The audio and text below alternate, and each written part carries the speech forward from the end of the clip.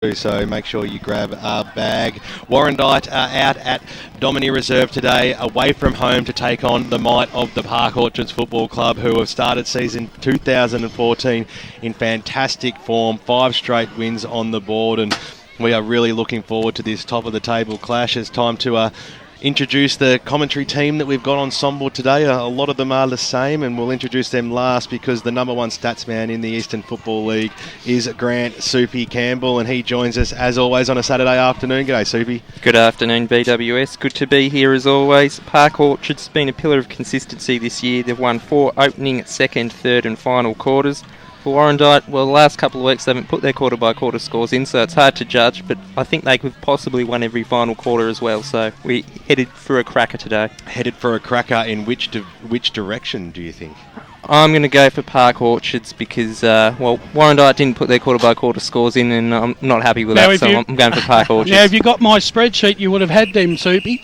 Oh, who did you get them from then, Brush? You had to research yourself. Yeah, I did, mate. I actually did them last week. Oh, that's a very good effort from you, but still, Warrandyte, get your scores up on the side. Well, there's our own stats battle happening on in the caravan this afternoon, and I tell you what, it's great to be calling football once again for another season with the man who is just the pillar of consistency and one of our favourites of all time on the EFL Media Team, and he's the longest serving member as well, and he joins us on EFL Gameday. Brad Henderson, good afternoon to you, mate. Well, thanks very much, BWS, for that introduction, and it's always great to come out to a ground that you haven't been to before, and I've never been to Domini Reserve before today, so you come and appreciate the different character and atmosphere of different grounds, and certainly I like our position here, elevated on the wing. I thought you'd be happy with it. Call from. Yeah, fantastic. And of course, you've had a look at one of these sides so far this season. Yeah, I saw Warrandyte against Nunawading a couple of weeks ago, and they looked really impressive that day.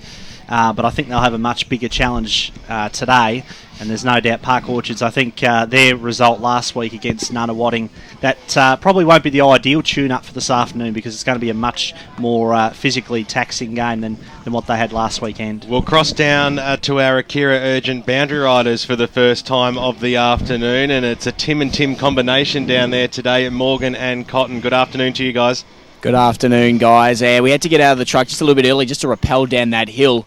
I'm not looking forward to walking back up there, but you've given me a much better day than you did 2 weeks ago when I boundary rode. What are conditions like down there, Tim? Not raining, which I'm very happy with. But the park does look very good. Oh, it's in beautiful condition as we walked over. It's about 22 degrees, and yeah, it's absolutely stunning day for football. I almost want to pull the boots on and have a run myself. And it's a very big welcome to the EFL Media Team to Tim Cotton for his first go on the boundary line. Which side are you looking after today, Tim? Oh, boys, wrapped to be here. Wouldn't want to be anywhere else today. I'm on the Park Orchard Sharks today, boys. Going to be 6 on the trot. Tommy Harley's going to kick a big bag. Well, we're about to get underway out here for the top of the table clash, Park Orchards versus Warrandyte, and it's great to have him back. Here's Brad Henderson. Thank you very much, Ben. As the siren sounds to get us underway, start the clock and get the game going as the umpire puts it up in the middle. Tansley there in the ruck for Warrandyte. Doesn't look as if the ball's going to travel far from this stoppage, and immediately the umpire races in to ball it up once again. Throws it up in the air now. It's Walkley going up for Park Orchards.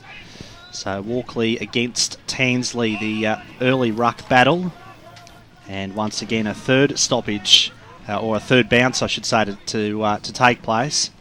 So the ball hasn't travelled at all from where it started in the first 30 seconds or so of this game. Park Orchards kicking to the cricket net's end of the ground. The kick to the pocket wasn't a bad one. Gave Harley a chance there, Thomas Harley. Got a hand to it, couldn't take the mark.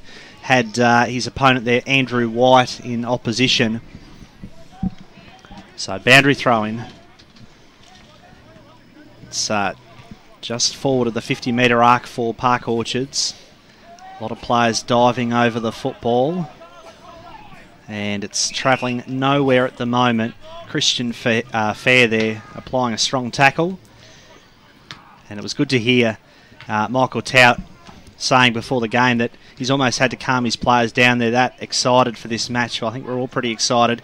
And I think this will be a great contest today. I think we're looking forward to a classic between these top 2 Division 4 sides. who have had vastly different paths, I guess. Warrandyte coming down from Division 3, Park Orchards just tracking nicely in their time in the EFL over the last couple of years, improving each year as Evans looked for Norton. The ball carried over his head. Fair got the handball out. Strong tackle applied. Socket off the ground in the direction of Holman. And Todd Holman here will play the advantage. Neat kick into the middle of the ground. And on a long lead was the big ruckman, Dave Hand, who wheels around, sends it forward. In the end, he kicked to a 3-on-1, but the ball fell over the back to Ansaldi, and Ross Ansaldi races into an open goal, kicks the first on the board for Warrandyte. Boundary, they Tim lead Cotton. by 6 points on the Bendigo Bank scoreboard. Yeah, look, what's happened there is that Park Orchards, they had the ball down there for 2 minutes or so, all inside their forward 50, but a free kick for kicking in danger on the half-back line there, and Warrandyte were able to break free, get the ball clear, and we found the running into an open goal, and they've got the first one on the board. Not enough talk there, Ray. 3 Park Orchards guys up, left Ansaldi unattended. Let's cross down boundary side. Thanks to Akira Urgent Care to Tim Cotton. Just interesting to notice, guys, one of their best players this season, Ben Hayes, starting on the bench today, so they just might be looking to get something off him very soon when he looks like he's about to come on now, but just interesting to see. Good spot up there is Johnson now for the Sharks. Kicks it inside forward 50. Oh, good mark. And a really strong mark has been taken down there in the forward pocket by Joel Hollowa. So a very acute angle, but this will be certainly the quick answer that the Sharks are after, and he's wasting no time either, and he kicked it straight into the man on the mark. That was a little bit lackadaisical as Evans just mops up there for Warrandyte. Got it to Norton, got a little handball back. That was okay, and it was rushed over the boundary line and out of bounds. Free kick, Ben. Free kick against Norton, holding the ball. So it'll be a pretty... Prosenac has been quite prominent over the first few weeks, and a couple of people were talking about him in the stands before the game. So looking forward to seeing how he can go out on the park today, as Park Orchards will have their first, we'll call it, genuine shot on goal on the Bendigo Bank scoreboard. It is Warrandyte leading this one straight 6. So Prosenac comes in now, tied up against the pocket. He makes the umpire work for it. He pushed it across the face of goal. One behind is the result, and on the Bendigo Bank scoreboard, it is a 5-point ball game. Warrandyte lead this one. Both sides look a little bit nervous here at the moment. Neither side haven't settled yet, but expect the game to start opening up quite shortly. So Tommy Norton brings the ball back in for the Bloods, kicks to this broadcast side of Domini Reserve, half-back position, but Hollowa takes possession for Park Orchards. He was stripped of it though. Prosenac got involved again, gave it to Philp. Philp's low kick. It's well marked there by Todd Holman. He had front position. Probably may have been a free kick, if not a mark. And Holman will steady now for Warrandyte. Swings it out to the half-back position. Big fist there by Tansley. Was intended for Ansaldi. Finishes up in the hands, though, of Minogue. Nice smother, though, by the blanket, Jacob Daly. Gave it to Sultana. Sultana's kick up towards the forward 50. Chance here again for Park Orchards to steady through Turner. Showed good poise then. Neat kick to Coughlin. Christian Fairs, long kick to the pocket. Harley the target. And Tom Harley takes the mark. Wheels around. Great kick to Philp, all on his own. And Michael Philp takes the mark. And we'll go back for the first goal of this match for Park Orchards. Really impressive lead up there. Park Orchards ran the ball down the wing. Beautiful spot up by Tom Harley to hit Michael Philp, who's been in the goals the last couple of weeks, so expect him to outside 50 to get this one. So Michael Philp just inside the forward 50, lines up the goals, looks good off the boot, kicks the goal and gets Park Orchards first on the board, 1-1-7, and Warrandyte still on 1 goal on the Bendigo Bank scoreboard. Brash, I like the way the Park Orchards run that ball out of the defensive 50 there. Gee, they're very quick when they get it on the move, aren't they? Yeah, they didn't muck around there, Ray. Hope you're enjoying the broadcast on 98.1 Radio Eastern. This is EFL Game Day live from Domini Reserve. It's Jelly Bean round right across the Eastern Football League. Get your bag today. 6 minutes gone here in the first term as the big ruckman there in Walkley got the knockdown there. A little kick off the ground by Minogue, went absolutely nowhere. Warrandyte at the bottom of the pack, try and squeeze the ball out as the umpire says, give it to me, boys. We'll have another bounce as the ball is handed back by a Daly. So right in the heart of Domini once again. So we restart this. Tansley got the little knockdown. No clear disposal there for anybody as Harris came charging out, but Park Orchards get the clearance. kick goes inside forward 50. It's a floating football over the back there. Is Holman, couldn't quite bring the ball down at the fall. The ball Gamble copped one high, and the umpire saw it, so he'll go back and have a shot from just outside 50 metres. And of course, a great player for the Sharks over recent seasons, and will probably have a fair old roost from here. It looks like he'll go in and back himself, and wasting no time either. So Adam Gamble. He Lovely might just kick. kick this to the hot spot, or he might just kick it straight over the goal umpire's head. That's a fantastic kick. Park Orchards get 2 in a row, and they open up a handy lead of 7 points here early in the first term. It's 7 minutes gone, and on the Bendigo Bank scoreboard, it is Park Orchards at 1-1-7. Warrandyte is one straight goal, and there's been a free kick paid, and I think this will start in the middle of the ground. A little bit of argy-bargy happening down in the Park Orchards forward line, and it seems like it might be a free kick to the Bloods right in the middle of the ground, and that's exactly the way it's going to go, Brad Henderson. It is indeed to the ruckman there, Tansley. Tansley's long kick was intended for Dunn, who hasn't really featured to this stage. He's kicked 16 goals the last 3 weeks, Luke Dunn, so look out for him this afternoon. There's still plenty of push and shove going on. Park Orchards just need to settle down here and not get caught up in the antics of Warrandyte. And Saldy swings onto that trusty left foot to full forward. Big pack of players contesting. Rains paddles it to the boundary line and over for a boundary throw-in. Glenn Archer just down there in the forward pocket with the big chest pouting out. So deep in the Warrandyte forward line here. Umpire throws it back in. It was Andrew Harley who went up in the ruck, didn't quite get a fist to it. Clearing kick by Chambers up towards half-back. Harris copped a high one, and that was against Haid. So free kick to Stephen Harris. Swings the ball forward for Warrandyte to a 2-on-2 contest, and that's a terrific mark by Dunn. He judged it perfectly. Great one-grade mark, and we'll go back and line up for Warrandyte's second goal. Brasher, I just feel that's one of the areas that Warrandyte can exploit Park Orchards. They've got so many talls down forward there. They can kick the ball in tall. Guys like Dunn who can take a grab like that and go back and kick a goal. Also too, Ray, the bigger bodied players of the Warrandyte side as the game wears on will cause Park Orchards some concern. So Luke Dunn walks in. Confident approach, looks good off the boot. Bang. And he's made no mistake. Second goal on the board for Warrandyte, and Luke Dunn kicks his 16th goal of season 2014. It's been a pretty fierce opening. Both sides are throwing themselves in regardless of what the outcome is, and look, it's been great, terrific pressure football on the ball carriers. Grant Campbell, thanks to Choose Tap Match Stats at the 9-minute mark of the first term. Inside 50s locked at 5 apiece. Clearances 5-3 in favour of Park Orchards. So it'll be Walkley and Tansley to go at it again. Good game so far. 2 goals apiece as Walkley got that knocked down. That worked out okay. The link up well through the middle of the ground. Park Orchards, the kick goes inside or to the half forward line. And they eventually link up through there through Haid on the right boot. He copped one. This could be downfield. I think it will be. And the umpire's just having a little bit of a chat, and the free kick will go downfield, and that's certainly all happening down there. Philp is in amongst it. So fiery in the local derby down here at Domini Reserve as the ball is in the arms of Hollower, who'll be about 20 metres out. So good running by Turner in the middle there. Hollower leans over the ball and puts it straight over the goal umpire's head. So it's goal for goal out here at Domini Reserve on the Bendigo Bank scoreboard as we cross the 10.5-minute mark of this first quarter. It is Park Orchards 3-1-19 leading Warrandyte 2 straight 12. It's a really fiery encounter here. I suppose something that we all like to see. A little bit in it, but the both players both sides need to settle down now and start focusing on the football. Let's cross down boundary side thanks to Akira Urgent Care to Tim Cotton. Park Orchard's really rotating heavily early, just doing 4 rotations each time as well, so maybe it's just a tactic going into later in the game.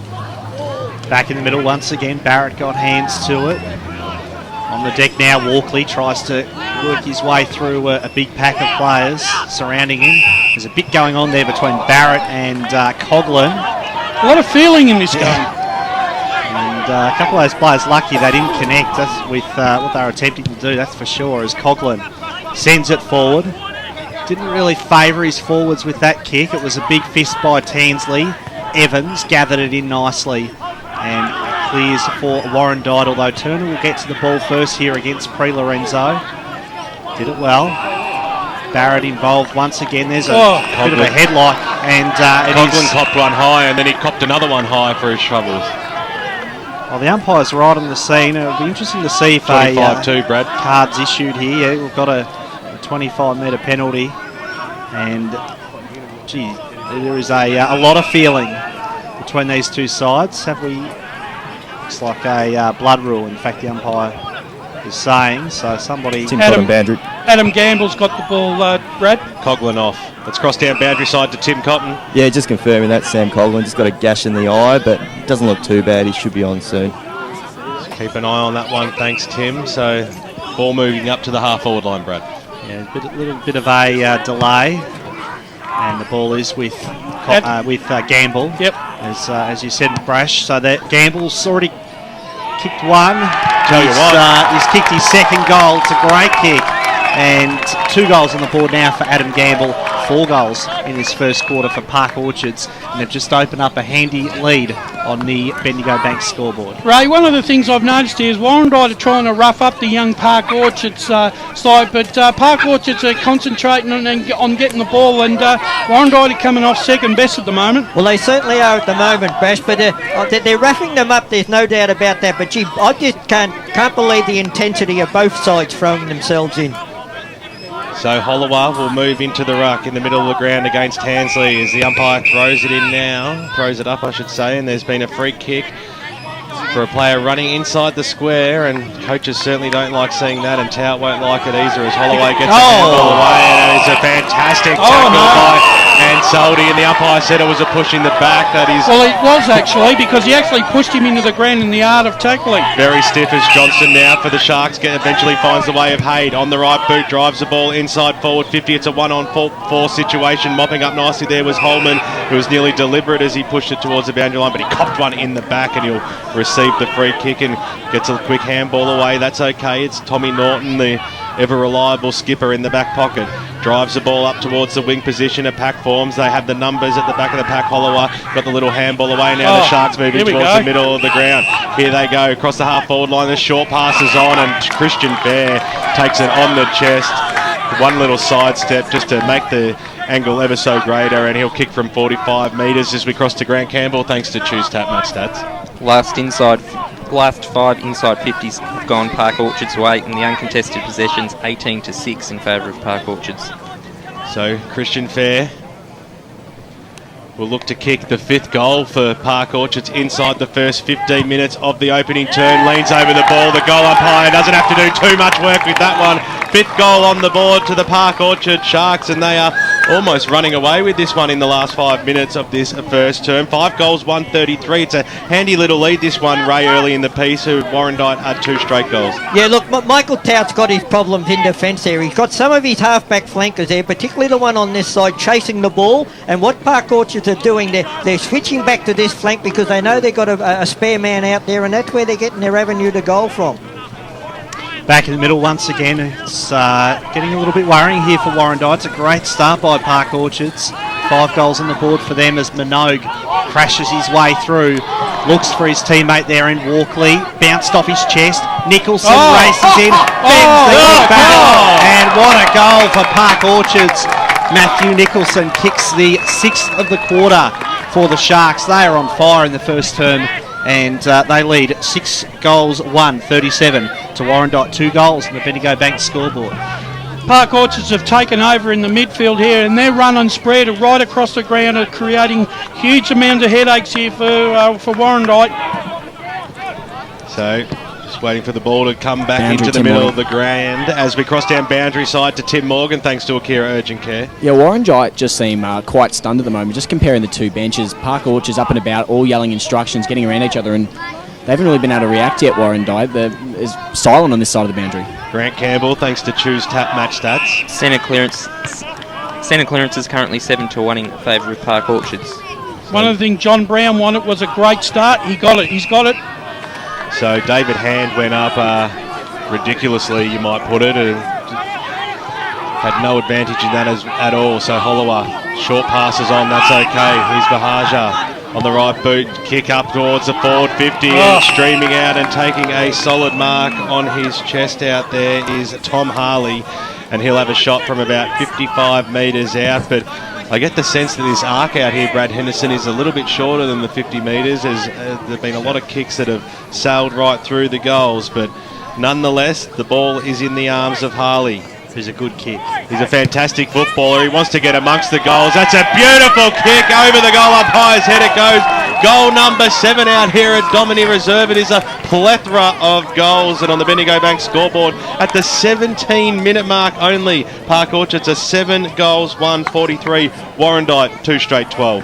Look, I'm really impressed with the way that Tom Harley presents himself at full forward there. He bursts from the goal square, he leaves the defender 3 or 4 metres behind him, and boy, they give him the perfect delivery. Ray, they're really shell-shocked here at the moment, Warrandyte.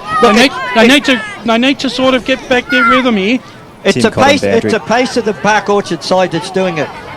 Back in the middle once again, and in the ruck now, Hollower for Park Orchards. They're just full of running at the moment, the Sharks. Warrandyte somehow need to stem the bleeding. It's crossed down boundary side thanks to Akira Urgent Care to Tim Cotton. Just confirming Sam Coughlin, who copped that strike to the eye earlier on. He looks like he's about to come on right now. A bit of a gash and a black eye. It looks like it's going to happen. So, sweeping handball there by Daly. Got it to Evans, who had a bit of time, although it was great closing speed shown then by Tom Fair in the 9 dots jumper. He chased down that kick from Evans. What are you doing? Lee Evans thought he had, and I did as well, I thought he had plenty of time, but Fair came out of nowhere and forced a boundary throw in. So 7-1-43, Park Orchards. Warrandyte are 2 goals, 31-point lead at this stage as we await the boundary throw in. Outer side of Domini Reserve. Thrown back in, Walkley got a fist to it. Nice work there from Luke Turner, although he gave it up to White. White's handball put his teammate under a bit of pressure. Daly tries to work his way through the traffic. Did it pretty well in the end, got it to Pre Lorenzo. Ball bounces into the path of Evans. Doesn't really do him any favours though, the bounce of the ball. Good pressure. The numbers favour Park Orchards. Rains got it to Ryan Turner, and Turner had his kick smothered there by Nick Pre Lorenzo. The pass didn't come off there, but the intent was there were numbers around the ball, and Warrandyte were nowhere in vicinity there. So the umpire throws it back into play. Walkley, Pre Lorenzo crashes his way through, got it to his brother Jack, and Walkley there casting the role of a rover on the bottom of the pack. The umpire right on the scene to ball it up. Things just seem to have settled down a fraction after certainly seen tempers fray a fair bit in this first quarter. Walkley's kick into the path of Fair. Campbell was there as well, but he got pushed off the footy. Norton, cool as always. Nice finds Anseldi. Anseldi has a bit of time, thumps it forward. Good one-on-one contest there between Dunn and Fleming. Dunn's kick bounces just the wrong side of the goalpost, and a minor score. But that's what Luke Dunn's capable of. He can make something out of nothing, and he almost did it then for Warrandyte. Well, he had 3 opponents on him then when he went for that mark, and he was lucky enough that when it came to ground, he was able to grab it and swing around, and very unfortunate not to get a goal.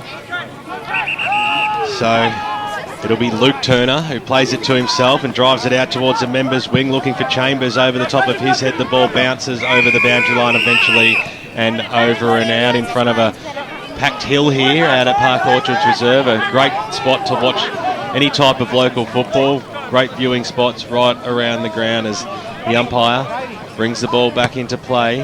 That was a good knock on there by the man in hand. Inside 50 now, Warrandyte go. It's a one-on-one situation. Dunn has the front spot, and that's where you're going to play. And if the ball falls short and you're the forward in front, it'll fall in your arms. And if they ever needed a goal, the Warrandyte Football Club, the time is nigh. Luke Dunn's really the only shining light they've got down there at the moment. Ray seems to be the only winner they've got.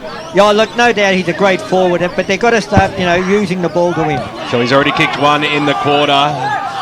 A little bit Kennedy-like in a hop, skip and a jumper approach. He makes the umpire work hard for this one. He kicked hard at the ball, but he pushed it to the right-hand side, and you heard the Bronx cheers come from the Shark faithful as Warrandyte get their second point on the board on the Bendigo Bank scoreboard. They are 2-2-14, trailing Park Orchards 7-1-37. Probably should have got that goal there, Luke Dunn. It sort of needed, the Warren Bloods needed some confidence then. So kick comes out towards Christian Fair over his head. Jack Pre-Lorenzo with the handball. Didn't travel too far though. Was intercepted by Chambers. Park Orchards through. Through Tim Raines. Try to clear. Raines got just a bit of a shove in the back as he kicked the ball then. No free kick paid though to the ex-Templestowe Premiership player Tim Raines. And of course 7-1 does equal 43, Brad, so that's the correct scoreline for the Sharks. It is indeed. 29 points the margin. As Jack Pre-Lorenzo there can't keep the ball in play. Warrandyte have just managed to steady the tempo down here just over the last couple of minutes. It's important they can get a score on the board in time on. Thrown back in, tapped down by Tansley. A lot of players over the footy. Gaffney there tries a strong tackle. Bit of push and shove though. Free kicks away from the contest there, gone to Chambers for Park Orchards. Aaron Chambers, another former Docker. The ball eludes Holman and hand. Harris, strong tackle there applied. And the umpire very quick on the whistle on this occasion to come in and say that he'll ball it up. Hand went up in the ruck. Player stripped of the footy then by Archer. And which way is the free kick going? It is going to Park Orchards. And it is Prosenac there. So free kick there against Glenn Archer. Some holding on. So Prosenac kicked to behind earlier. He's had one shot at goal in this match. Looks pretty confident. And if he can kick it, it will be 8 goals on the board for Park Orchards in this first term. We know they finish games well, but today they have started in unbelievable fashion. It's a beautiful kick. It splits the middle once again. Michael Prosenac gets Park Orchards' 8th goal. They are 8-1-49 and Warrandyte are 2-2-14 on the Bendigo Bank scoreboard. Or even at this stage, you look at the body language of both sides. You know, poor Park Orchards, they're up and about, obviously, because they got all those goals on the board. But Warrandyte, they're walking around with their hands on their hips, their heads down. They've just got to keep at it and work themselves somehow back into this game. I reckon they've been stunned by the ferocity of Park Orchards, Ray. But they're a lot quicker to the ball all over the ground. They're feisty at the footy, there's no doubt about that. As Hand got the knockdown, they might be able to squeeze something out here. Archer goes after the football. Coming in there was Daly. He got wrapped up in a tackle. Archer eventually got the handball out. That was okay. Gaffney, an up and under kick, only travelled about 20 metres in towards the middle of Domini Reserve. The Sharks all have the numbers. It might have been a throw-in or too high tackle. We'll go with the too high tackle, I would think, and Park Orchards will get a chance to once again surge forward. So Prosenac, no, it's not his free. So the Sharks, through Nicholson, kicked a goal already in this first term, sets a long ball out towards the half-forward line, looking for Tom Harley, who ran a long way out from goal. As the ball goes over the boundary line and out of bounds, Grant Campbell, thanks to Choose Tap Match Stats. Well, inside 50s a short time ago were 5 apiece. Now it's 15-7 in favour of Park Orchards, and they continue to dominate, getting the ball out of the centre, winning the centre clearances 9-2. That's a pretty damning stat. So Hollower and Hand once again got that knockdown. Park Orchards kicked the ball inside forward 50. Harley probably nearly gave away a free kick. First one to chase after it there was Hookie for Warrandyte. A bit of a grubber of a kick, gained a valuable 35 metres or so, and over the boundary line it goes. So a handy, very handy 35-point margin here. 25 and a half minutes gone. Middley though, BWS, if the umpire was in the right position, you would have seen that Tom Harley actually got pushed into that contest there, and he lucky not to get the free kick. So, ball back into play. Strong tackle there by Appleby on Tom Fair, who we spoke to on the huddle on Wednesday night. Well-respected skipper of the Park Orchards Football Club as the ball hits the deck once again. Holman was in there. Park Orchards will have the numbers. Messina almost got legged in that one. The umpire said it was fair, and we'll have another bounce far side of the ground out here at Domini. There's another free kick paid, and didn't see what that one was for, but it's gone to the Sharks, who'll drive it forward once again. Plenty of bloods back there. Norton probably should have taken the mark. Has time to gather it in though. Dishes it off to Lorenzo. Good tackle. And he's well tackled, holding the ball. And the free kick will go to the Sharks. Number 4, I think it is, Hyde. Yeah, Ben Hyde with the footy. Super player. Pretty busy early. Hand there had front position. Strong tackle by Appleby. And the umpire right on the scene to ball it up. Tim Cotton boundary. It's crossed down boundary side thanks to Akira urgent care to Tim Cotton. Yeah, Hyde just coming off slowly. Looks like he's strongly winded or something along those lines. I'll keep you updated when I find out. Gaffney out of defence for Warrandyte. Bit of a floating kick and it was ill-directed. Rains dropped a mark he should have held. And gee, they converged on him very quickly. Under a lot of pressure now. Lorenzo for Warrandyte. Bit of an up and under kick to a 2-on-1 contest. Fisted away nicely by Harley of the Andrew variety. Johnston got it back and they'll clear now the Sharks through Turner.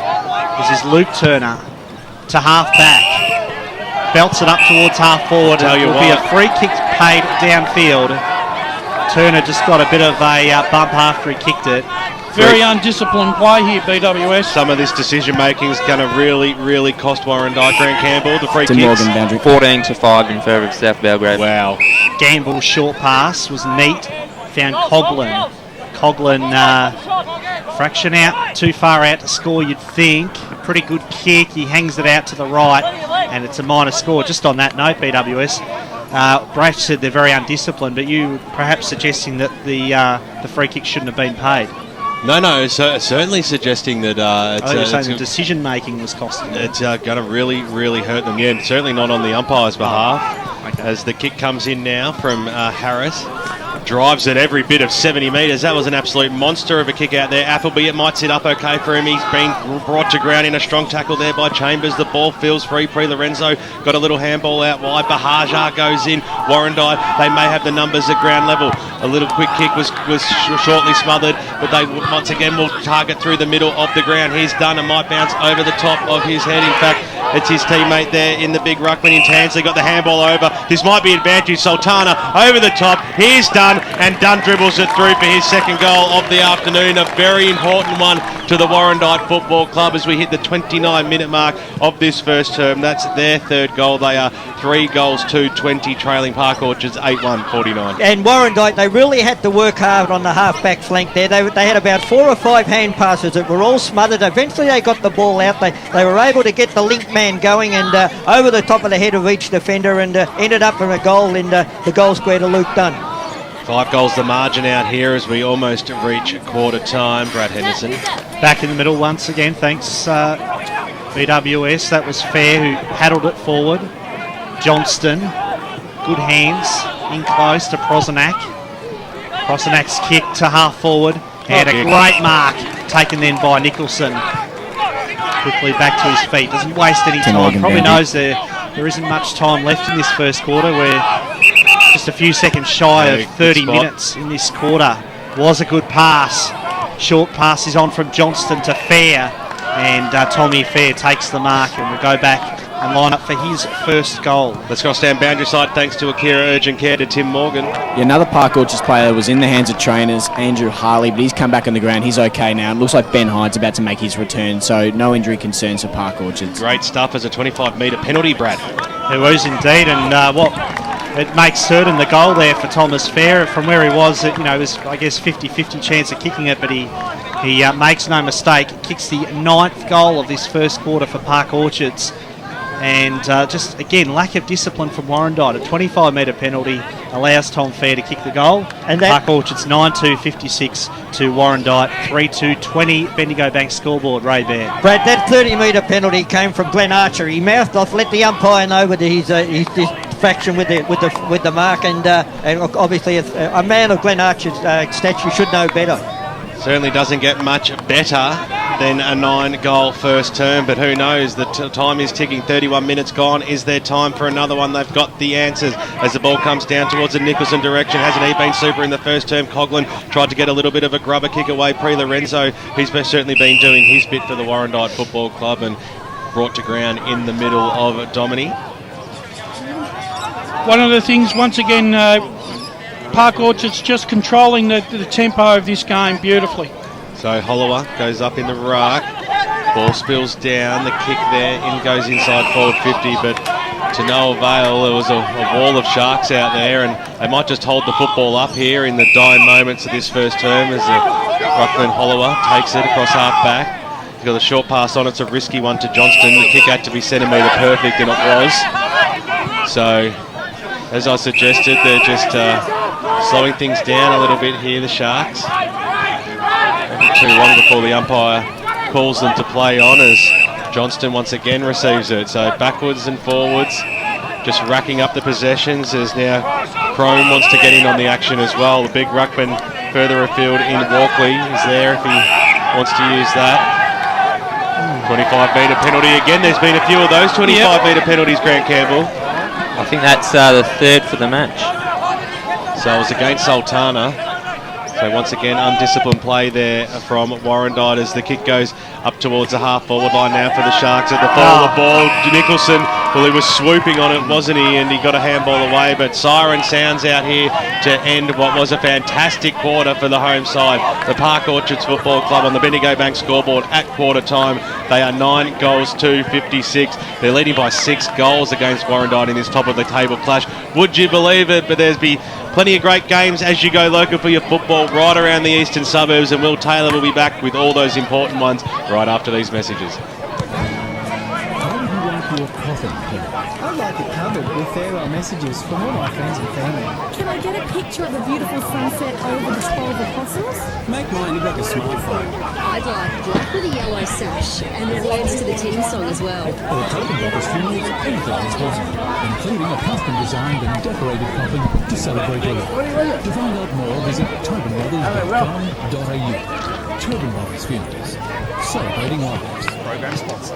They're commenting on that. It's time to get ourselves all the advantages we can. We're going to take coaching. We've said anything about tanking. It's what you'll see from the tank. I want you all to go out and get a breeze tag. Use Eastlink. You'll be at the ground faster and fresher, and you'll save fuel too. Get a breeze tag and use Eastlink, the quickest way to get around Melbourne's east. Arrive fresher, play better. It's time better spent. Program sponsor.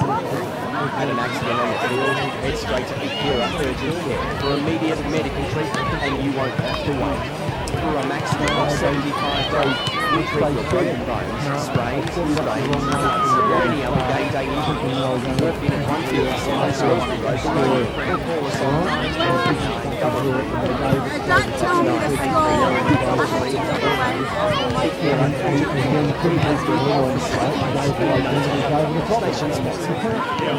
Radio Eastern 98.1, this is Barry Cox here, back in the studio. It's currently 3 and rather balmy Saturday afternoon here in the outer east. Currently it's sitting on 21 degrees. Now we'll return to our second quarter in just a moment, but let's take a check of AFL scores this afternoon. And the game being currently played at the MCG between Richmond and Melbourne. And in the first quarter, it was Richmond 2-3-15 beating Melbourne 1-3-9. It's almost half-time. It's the 27-minute mark of the second quarter, and it's Richmond 4-8-32 leading Melbourne 4-5-29. So a 3-point lead to Richmond coming up to half-time. Just goal scorers for the Tigers. Edwards has 2, 1 each to Jack and Rewald, and Melbourne Jones, M. Jones, and Riley have 1 each. So Richmond coming up to half-time 4-8-32 leading Melbourne 4-5-29. And we'll be back for the second quarter of EFL Gameday Division 4 match, Park Orchards and WARRANDYTE, in just a moment. For the best EFL rap on radio, don't miss Akira EFL Sunday from 10 until 12 every Sunday morning. 98.1 Radio Eastern.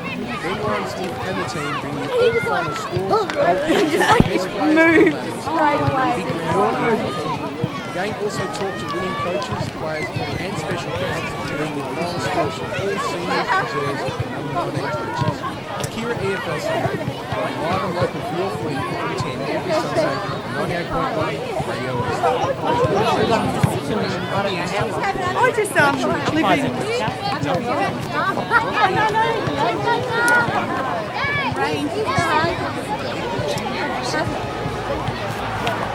Let's head back.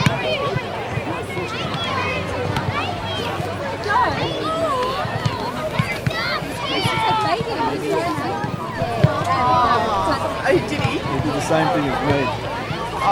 Well, welcome back out to Dominie Reserve, and it's it's a strange one, isn't it? It's certainly not what we were expecting at quarter time, and well, it's always nice to call 12 goals in a quarter, Brad Henderson. It's not so great for one side when it's the other team doing most of the goal kicking, and it's 9 goals, 256 Park Orchards at quarter time. Warrandyte 3-2-20. Yeah, I mean, I think the first 10 minutes or so of that quarter, it was what we were expecting. A couple of goals each way, and it was a really great, tough contest. And then all of a sudden, Park Orchards just started playing some irrepressible football. Warrandyte, I thought, really undisciplined in that quarter, proved very costly for them.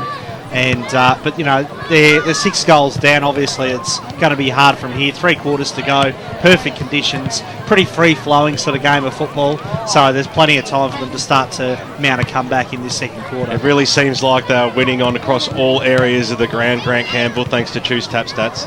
That certainly is largely the case. Warrandyte are actually winning the hit-out surprisingly, but Park Orchards are winning the clearances 19-10, out of the centre 10-3. They've had 57 kicks to 28. They won the uncontested possessions 39-20.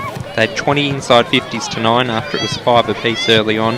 And what's really been impressive is the set shot kicking of Park Orchards. They've kicked 8 goals too. We saw likes of Doncaster last week really waste their chances, but they've been converting more often than not today. Great stuff, mate, and Will Taylor has got those all-important around-the-ground scores from around the eastern suburbs. Go through them, please, Wilbur. Yeah, let's start off with Division 4. It is Forest Hill leading by 28 points over Coldstream today. It is Sylvan by 20 over Kilsyth and Fenchurch Gully over Surrey Park by 19.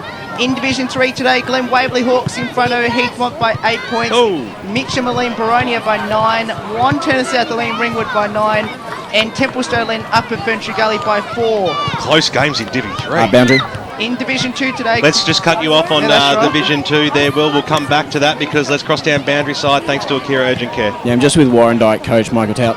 Michael, you had some strong words there at quarter time. What exactly were you telling the boys? Just to be disciplined, mate. They're just going around a little bit too much and trying to be tough, but they're doing it the wrong way. Park Orchards had 8 different goal kickers that quarter. How are you going to stop them defensively? We'll see this quarter, mate. We just got to push up and stop their run, mate. That's all. To 18 of them, 18 of us. We should be able to stop it, shouldn't we?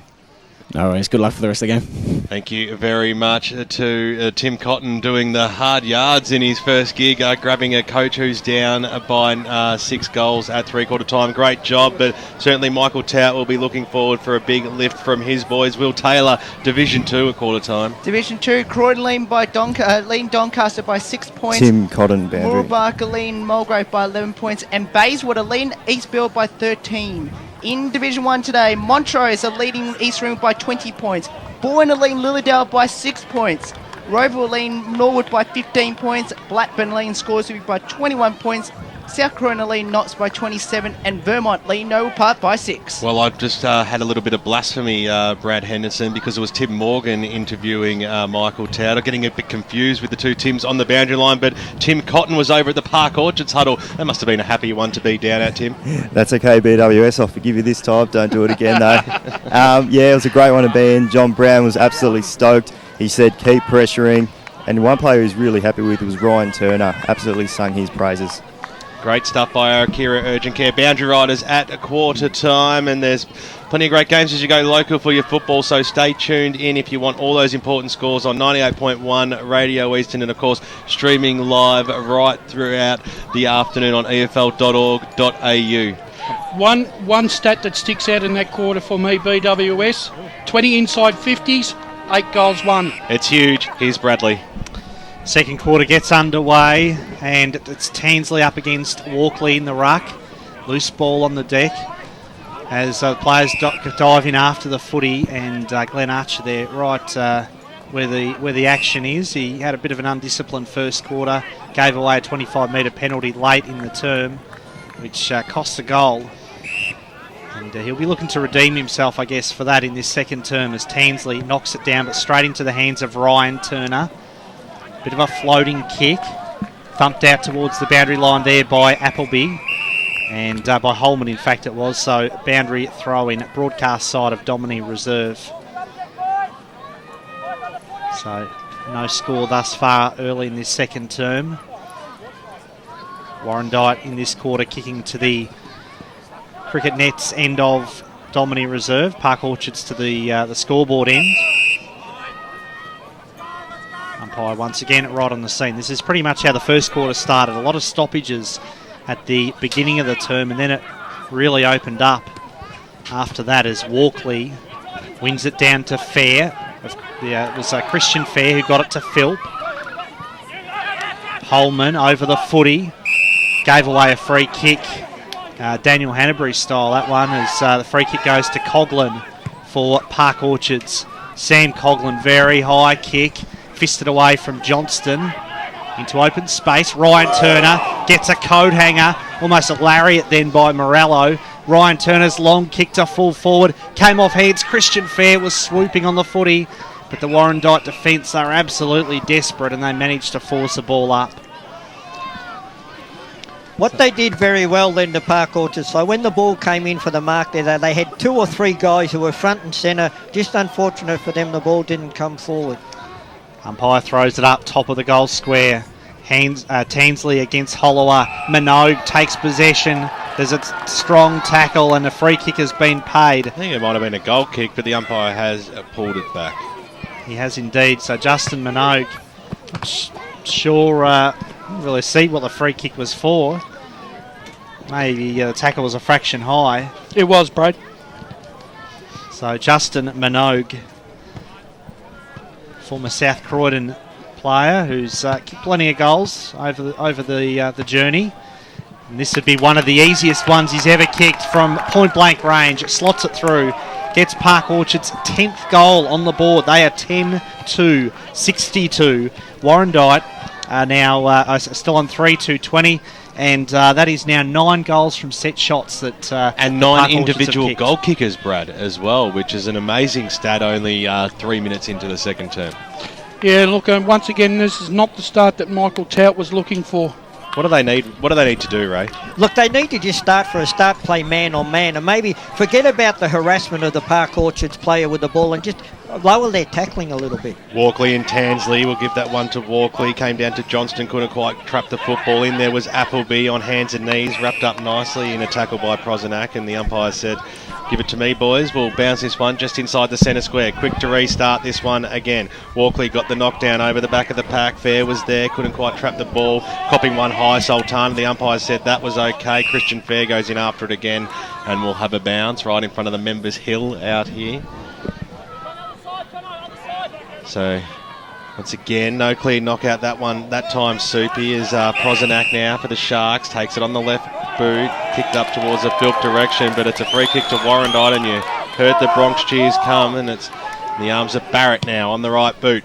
Kicks it up towards the half-forward line. It was a 3-on-1 situation, but the one went out okay here. That was well done there by the man in Evans. Swings around on the left boot. Kicks it to the top of the goal square. We're done. Stand strong, and the big man will go back and no doubt put his 3rd goal on the board from point-blank range. One thing that Michael Tout has done is by obvious then that he's put Lee Evans from fullback. He's moved him forward, and he was the one that took the mark out on the 50 line and passed it to Luke Dunn. They've just got to get it down to him because he's playing well. Dunn comes in, drop punt, go for it. Goal over the goal umpire's head. It sails. A 5-minute mark here of the second term. That is his 2nd goal, and Warrandyte kicked their 4th. They are 4 goals to 26, but still trailing by a hefty margin because Park Orchards are 10-2, 62. The experience there of Warrandyte from getting that free kick from Josh Barrett, who really needs to start getting himself more involved in the game.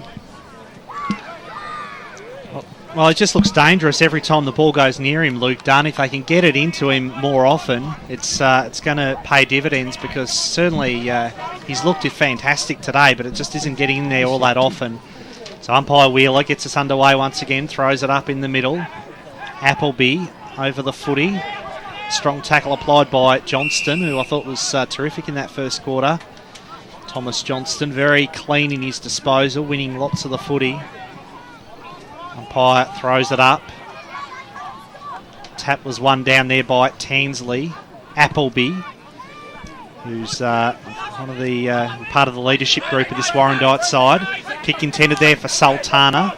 Ball was shovelled out to Prosenac. He's been good. Prosenac's kick to Philp, who tried to go at it one-handed. Strong tackle then on Chimington. Harris, little handball to Chimington. And there's a bit of a scrap on behind the play there. Holman just slow to get to his feet. He's got a bit of a limp up there, Todd Holman. And he's debating with the umpire now about why he should have received a free kick. Prosenac sharked the pack nicely. Got it to Walkley. Strong tackle there by Harris. Umpire Clinton Kingma right on the scene. Throw it up once again. Paddled down then from the ruck contest to Harris. Warrandyte get a bit of time here through Ansaldi, who's she's good to watch off that left foot. Got it to Evans. Nice. Great effort by Lee Evans. Crashed into Chambers. Evans goes in hard again. Shares it with Hand. Dave Hand. Shot out the handball to Gaffney. Now Warrandyte just try to find a bit of space. The ball comes back inboard to Appleby. Heavy collision off the ball. And Tom Appleby, not to be distracted by that. He wants to quickly get on with it, but the umpire just wants to check that everybody's okay. It was big, the barrel, Josh Barrett then, who got crunched. And Brad, this is kickable because Park Orchards were kicking goals from there in the first quarter. So Tom Appleby, left footer. Not a bad kick off the boot. Hangs it out to the left. Doesn't quite come back. And a minor score then for Warrandyte. They move on to 4 goals, 3-27. And Park Orchards on 11-2, 68 on the Bendigo Bank scoreboard. I think that both sides are just looking to play a bit of tempo football here. So the ball's in the arms of Turner of the Luke variety, kicks it out wide. Good mark, strong mark taken by Chambers, who might squeeze things up into the middle of the ground. It was a bit of a dodgy kick though, because cutting off was Ansaldi on the left boot now. Bit of a helicopter punt style kicking towards the Dunn direction. The big man's got to get down. He might keep this ball in and eventually brought over the boundary line and out of bounds by Campbell Crome. Hope you're enjoying the broadcast on 98.1 Radio Eastern. It is Jelly Baby round and 8 minutes gone in the second term. So Warrandyte looking for another major. Once again on the left boot, Ansaldi snaps around the body. It's curling back. It's sitting up, and the umpire said, "Give it to me," because it's one behind over the top of Glenn Archer's head. And minor score once again for the Warrandyte Football Club, pushing them on to 4-28. They're trailing though by 40 points because Park Orchards are 11-2, 68. So Philp brings the ball back in for Park Orchards. Bit of a floating kick, and Gaffney there had that kick well scouted. Umpire blows the whistle. Now he calls play on. Gaffney unloads and kicks a great goal from about 50 out. Mitchell Gaffney, he had the goals inside and he wasn't going to miss. He unloaded from a long way out and gets a much-needed goal for the Bloods. That 2 turnovers against Park Orchards in the last few minutes, and that one's cost them a goal. So look, Warrandyte, their endeavour and their team structure, I feel, Brasher's been better in this quarter. Yeah, the last 5 minutes, Ray, they've started to settle down. They've started to win a few 50-50 balls, and Evans has made a difference going into that forward line. So we've got a whistle. Free kick is going the way of Warrandyte. The water boy got caught in the square there. So that's a needless free kick there. Barrett won't be the one to take it. Yeah, it's got to go to the ruckman, surely. Yeah, it does indeed. Sam Tansley, the recipient, gave it to Harris. Harris's kick was a shocker. Minogue dropped the mark. Tried to give it to Haid. Little handball. Strong tackle on Appleby. It was over the shoulder. In fact, the umpire said... So free kick goes to Tom Appleby, and he'll swing onto that left foot. Just kicks to a big pack. No mark taken. Pre-Lorenzo at the fall of the footy. There's another whistle. The umpires have been worked overtime today, that's for sure. And to our man Lee Evans. It is indeed Lee Evans on the wing position, who's had a great second quarter. This time he just farms it off to Chimington. Chimington's long kick to full forward. big pack of players. What a mark. Luke Dunn. Great mark again by Luke Dunn. I think it's Dunn. It's Archer. Archer. No, it's Glenn Archer. Glenn Archer. There was your moment, Brad. Mr. Shinboner himself. Well, Archer won't make any mistake here. He pops it through, and Glenn Archer kicks his first of the game. And Warrandyte, they are coming hard in this second quarter. 6-4-40 to Park Orchards 11-68 on the Bendigo Banks scoreboard, with thanks to Choose Tappy's Soupy Grant Campbell.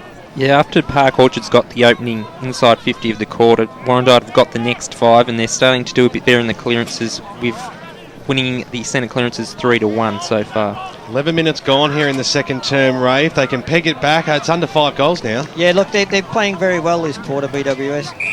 And we expected that after hearing a pretty feisty Michael Tout at quarter time, and fair enough too. The umpire throws the ball back in the middle. We'll give that one that time to Tansley. It was a tough call though, and Tom Appleby's really stepped up in this second term for Warrandyte. Certainly puts his body on the line as the umpire throws it up again. Tansley got the knockdown at the fall of the ball, and Soldy is wrapped up in a tackle. He's had a good game, and Soldy's been busy. Yeah, he's certainly done a great job so far. He's had plenty of football. Very noticeable in those orange boots as well. And this man again, Tom Appleby, trying to barge his way through a pack. It got a little handball out towards Gaffney. He was quickly wrapped up, but the umpire said free kick. So Gaffney's got players out wide, and he needs to keep the ball moving pretty fast too, and he does so that because Josh Barrett, the former Saint, takes the mark on true centre wing position out here at Domini. Neat looking kick up towards the half forward line, knocked away. It's about 35 metres out now from the Warrandyte goals. That is a fantastic tackle. Barging his way in was the shin boner of the century, Glenn Archer, to lay that one. So we'll have a bounce about 25 metres out from the Warrandyte goals. That was a nice little top down by hand. Ball bounces towards the Dunn direction. Skewy ball, bit of a wrong, and might favour Turner here as he got boot to ball. That was okay. Got it across to Christian Fair, who snapped it around the body. This ball may stay in. Players on the bench calling for deliberate. That certainly isn't going to happen, and over the boundary line it goes.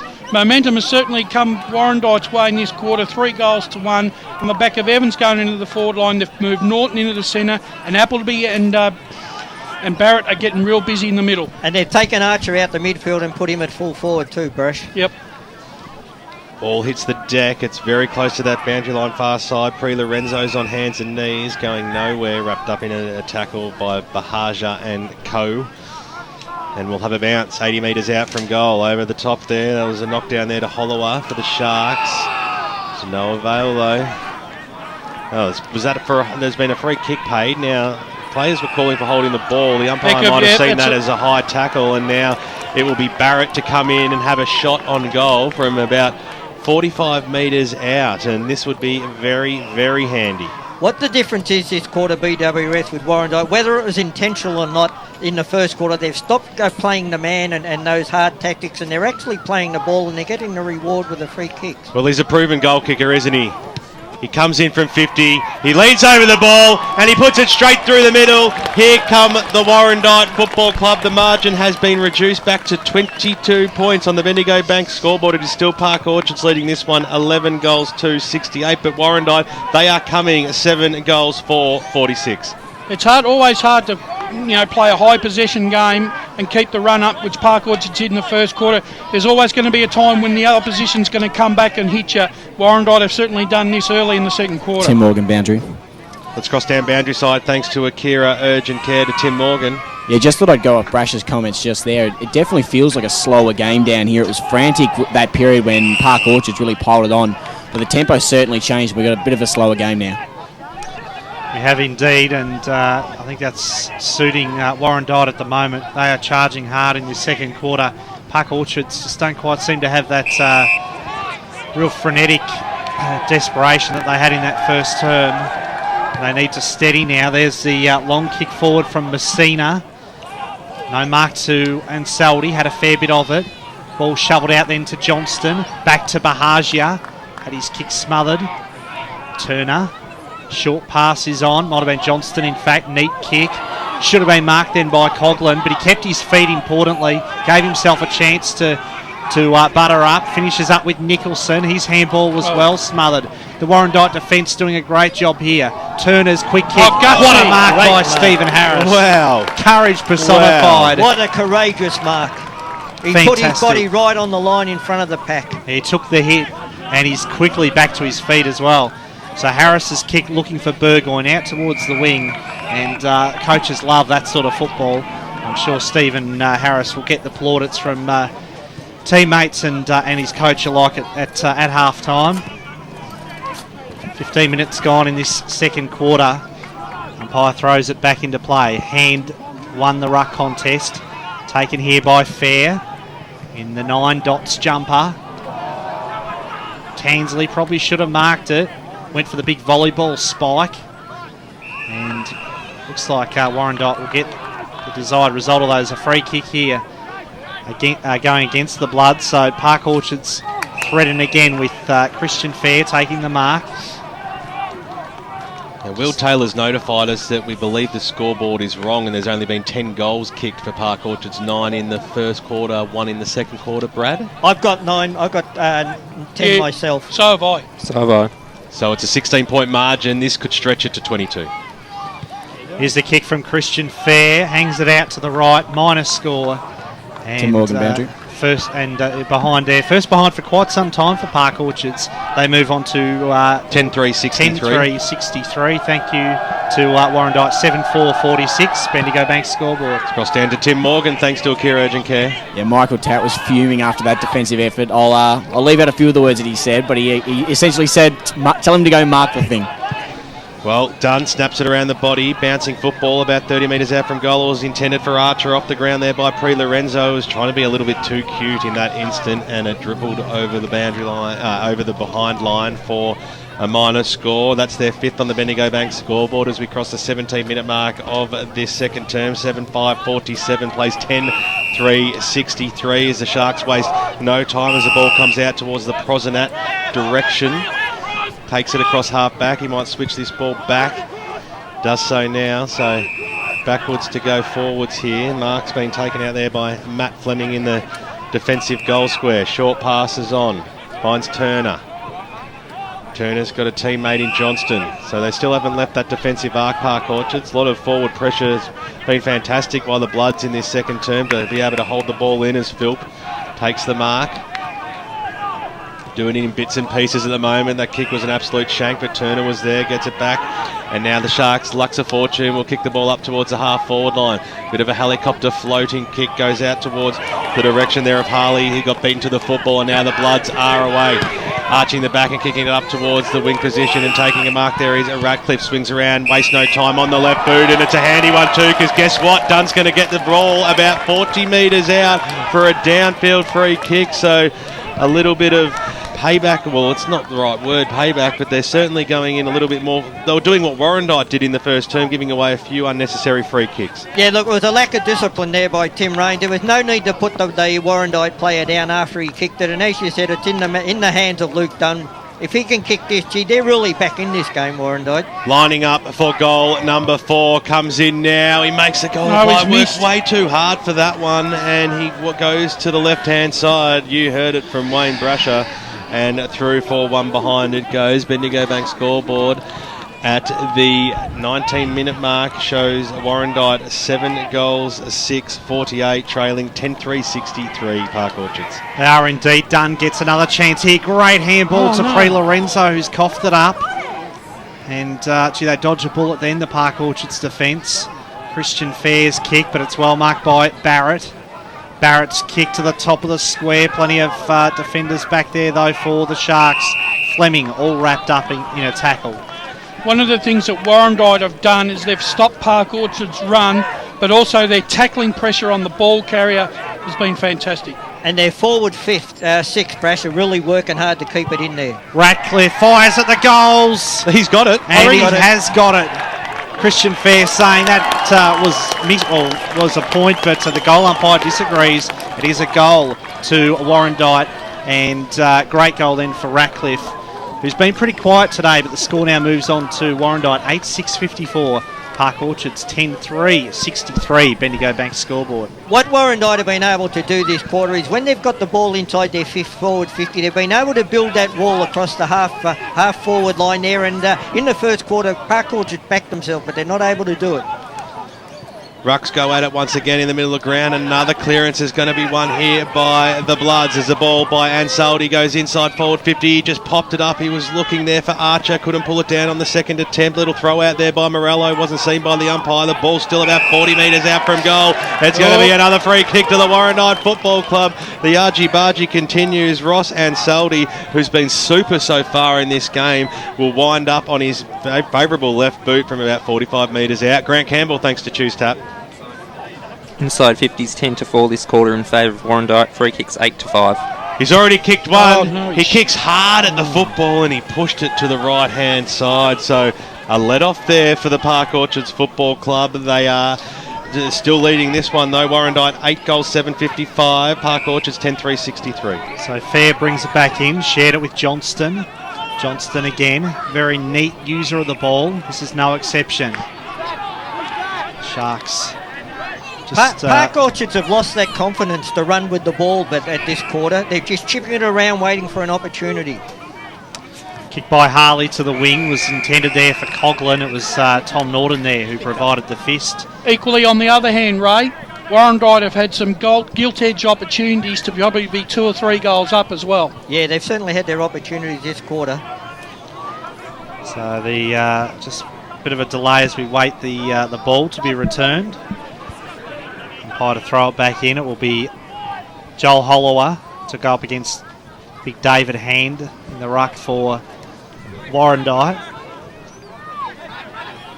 A lot of players swooping over the footy. Umpire Andrew Wheeler says I'll ball it up once again. Brash, the big difference this quarter is that now Warrandyte, they're playing the game on their terms, not on the Park Orchards terms. You're right, Ray. Umpire throws it up. Massive pack of players around this footy. Daly crashes his way through, working hard. Came out to Sultana, who did pretty well in close quarters, but just had nowhere to go. There was Sharks all around him. And the Park Orchards team forcing another ball up. So just something of a lull late in this quarter. 22 minutes gone. Still plenty of time for Warrandyte to continue the momentum that they've really built in this second quarter. Chimington, who started to come into the game in this term, gave it to Ratcliffe. Ratcliffe now off his left foot. Chambers had that kick well scouted at the back for Park Orchards, shares it with Fair. Tom Fair's kick to the wing. Nobody there though for Park Orchards. It was all Warrandyte through Ansaldi, who kicks it up towards the forward 50-metre arc, and it's fisted over the boundary line for a throw-in. Brad Ansaldi's been very good in this quarter, and he was good in the first quarter too. And Michael Morello's just struggling to get into the game as well. Seems to be getting a bit frustrated too, Magic Hands. Tim Cotton boundary. Yeah, he's a great mover, Ansaldi. He's a long kick, and he's got good balance as well. Very high tackle. Distinctive. There is a free kick there, which will go the way of the Bloods to Evans. High kick. Ratcliffe, the target, was forced to wait for it. Crome. Dangerous handball. Put Rains under a lot of pressure. Well played by Sultana. Spins out of the tackle. Kicks a goal! What a goal for Warrandyte. Kick by Kyle Sultana. Fantastic footy from the Bloods. What a quarter they've had. 9-7, 61 now. Park Orchards 10-3, 63. It is just 2 points the margin on the Bendigo Bank scoreboard. What Warrandyte are doing this quarter, they didn't have much opportunity to do it in the first quarter, but this quarter I've certainly noticed they're keeping their forward line open, Brash, and they're kicking the ball to space, letting their forwards run onto it. You almost think, you're right there, Ray, but you almost think the Morellos are probably a decoy forward for them at the moment. Yeah. Another Division 4 games. Forest Hill and Sylvan and the Ferntree Gully Eagles lead their games a quarter time as they surge forward again. This is in the arms of Ratcliffe, bouncing football up towards the half forward line, who was trapped there by Chambers. He lost the footy though, picked up there by Pre Lorenzo, kicks it towards the Dunn direction. He had one bite on it fair at the front of the pack, got the little handball away, that was okay. Fleming got the handball out and they might be out of danger here. The Sharks have got to stand up and take a good mark or win the football. There is Nicholson, who had a super first term. His kick went towards the wing position. Players had to be clever, and they were, as the ball drives up towards the half forward line. But coming out and playing in front was White for Warrandyte. So he'll kick it back up towards the wing. Appleby takes the mark and he takes off too. Swinging down on the left boot. He'll kick it towards the Dunn direction. So too there is Barrett at the fall. The ball there is Sultana. Can he go after it again? Great Charging tackle, through great Harley as tackle. well. And it's going to be a free kick to the Warrandyte Football Club. And it is going to be in the arms of Kyle Sultana. And he'll have a shot for his second goal of the term. And to put, would you believe it, Warrandyte in front in this match. That's been one of the hallmarks of Warrandyte's comeback in this quarter. The strength of Evans and the tackling pressure of the whole side. They've lifted a cog and they're right back in it. Well, Brash, they're showing Park Orchards up this quarter with their run. The Warrandyte run's actually on top. Sultana comes in, the Gallipie does not move. Warrandyte have hit the front in this game and late in the second term. 26 minutes gone on the Bendigo Bank scoreboard. And they move to 10 goals, 7-67. Park Orchards to 10-3-63 as we cross down boundary side thanks to Akira Urgent Care to Tim Cotton. It's just worth noting, boys, I'm not sure which coach initiated it, but both teams have got a loose player behind the play, clearly working for Warrandyte, so maybe something Park Orchards need to work on going forward for the rest of this game. In Division 3, Heath, Montleg, Glen Waverley at half-time by 19 points, Mitcham over Baronia by 25, and Upper Ferntree Gully by 5 points over Tempe. So the Bloods have hit the lead. Free kick here to Norden. Gives it to Anseldi. Anseldi's kicked for Morello. Takes the mark. Magic hands. Morello wheels around. Boots it forward. Chambers there for Park Orchards. Tries to clear. But his handball was intercepted by Sultana, who got it to Ratcliffe. And then a spearing kick by Troy Ratcliffe. Probably only just covered the required distance. But it's been marked there by Evans. And Big Lee Evans, what a second quarter he has had. But that goal was set up by a Shepherd and a little 1%er there by Josh Barrett. Came in, gently took the Park Orchards bloke out of position to allow that ball to get through to Evans off Ratcliffe's boot. So Evans to continue this wonderful second quarter that the Bloods have had. It's a great kick. And he kicks the goal. Evans has his first. Warrandyte they can do no wrong in this second quarter, and they are now 11-7, 73 to Park Orchards 10-3, 63. 8 goals second quarter here by Warrandyte to get him back himself into the game here, Ray. Yeah, it certainly is. Lee Evans, though, he's the one that, he certainly make the difference moving him up forward.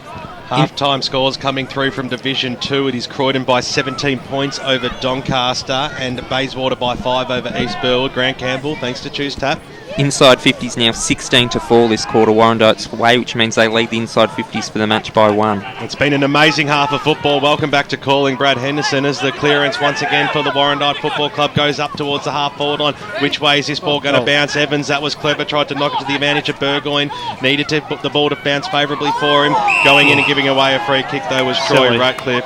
Unnecessary play, and Tim Raines will receive the ball just across the half-back liners. Half-time sounds to end what was a fantastic first half out here, and you just heard it through the effects mic. You have certainly got your money's worth if you have headed down here to Domini Reserve today. Currently it is the Warrandyte Football Club leading this one by 11 points. The scoreboard will tell a different story if you're out at the ground, but it is Warrandyte 11-7-74, Park Orchards at 10-3-63. So when Warrandyte kicked that last goal, Brad Henderson, it was 73 plays a 63. When they kicked that last goal, the crowd thought that they were only in front for the first time, but in fact they've stretched their lead. They have indeed, and that was great footy from Warrandyte. Fantastic to watch. Well, we hope you're enjoying the broadcast on 98.1 Radio East. I'm going to cross back to the Radio Eastern studios, and when we come back, we'll have some around the ground reporters. Clint Stanaway from the 9 News news desk, and of course Will Taylor with all those important scores. Right after this on 98.1 Radio Eastern. How would you like your coffin to look? I think maybe my wedding photo would look good. Like HMAS Melbourne. I spent the best years of my life on that ship. Oh, a picture of me and the kids from when I was younger and they were babies. Lots of pretty flowers. For the Tobin Brothers funerals, anything is possible, including a custom designed and decorated coffin to celebrate your life. To find out more, visit tobinbrothers.com.au. Tobin Brothers Funerals, celebrating lives. Program sponsor. Good news, boys. It's 20% off to travel on Eastlink on weekends and public holidays with a car tax. So, with the money you'll save, you'll have enough. Enough for what, Coach? My birthday present next week. And I have my eye on some sparkly gold footy boots with some pandas on them. Get a breeze tag and use Eastlink, the quickest way to get around Melbourne's East. Arrive fresher, play better. Eastlink, it's time better spent. In sparkly boots. Program sponsor. Had an accident on the field? Head straight to Akira Urgent Care for immediate medical treatment, and you won't have to wait. For a maximum of $75, we'll treat your broken bones, sprains, strains, cuts, or any other game day injuries. Walk in at 157 Scoresby Road, Boronia, or call us on 9839 3333. That's 9839 3333. Akira Urgent Care. We have you off the sidelines in no time. Station sponsor.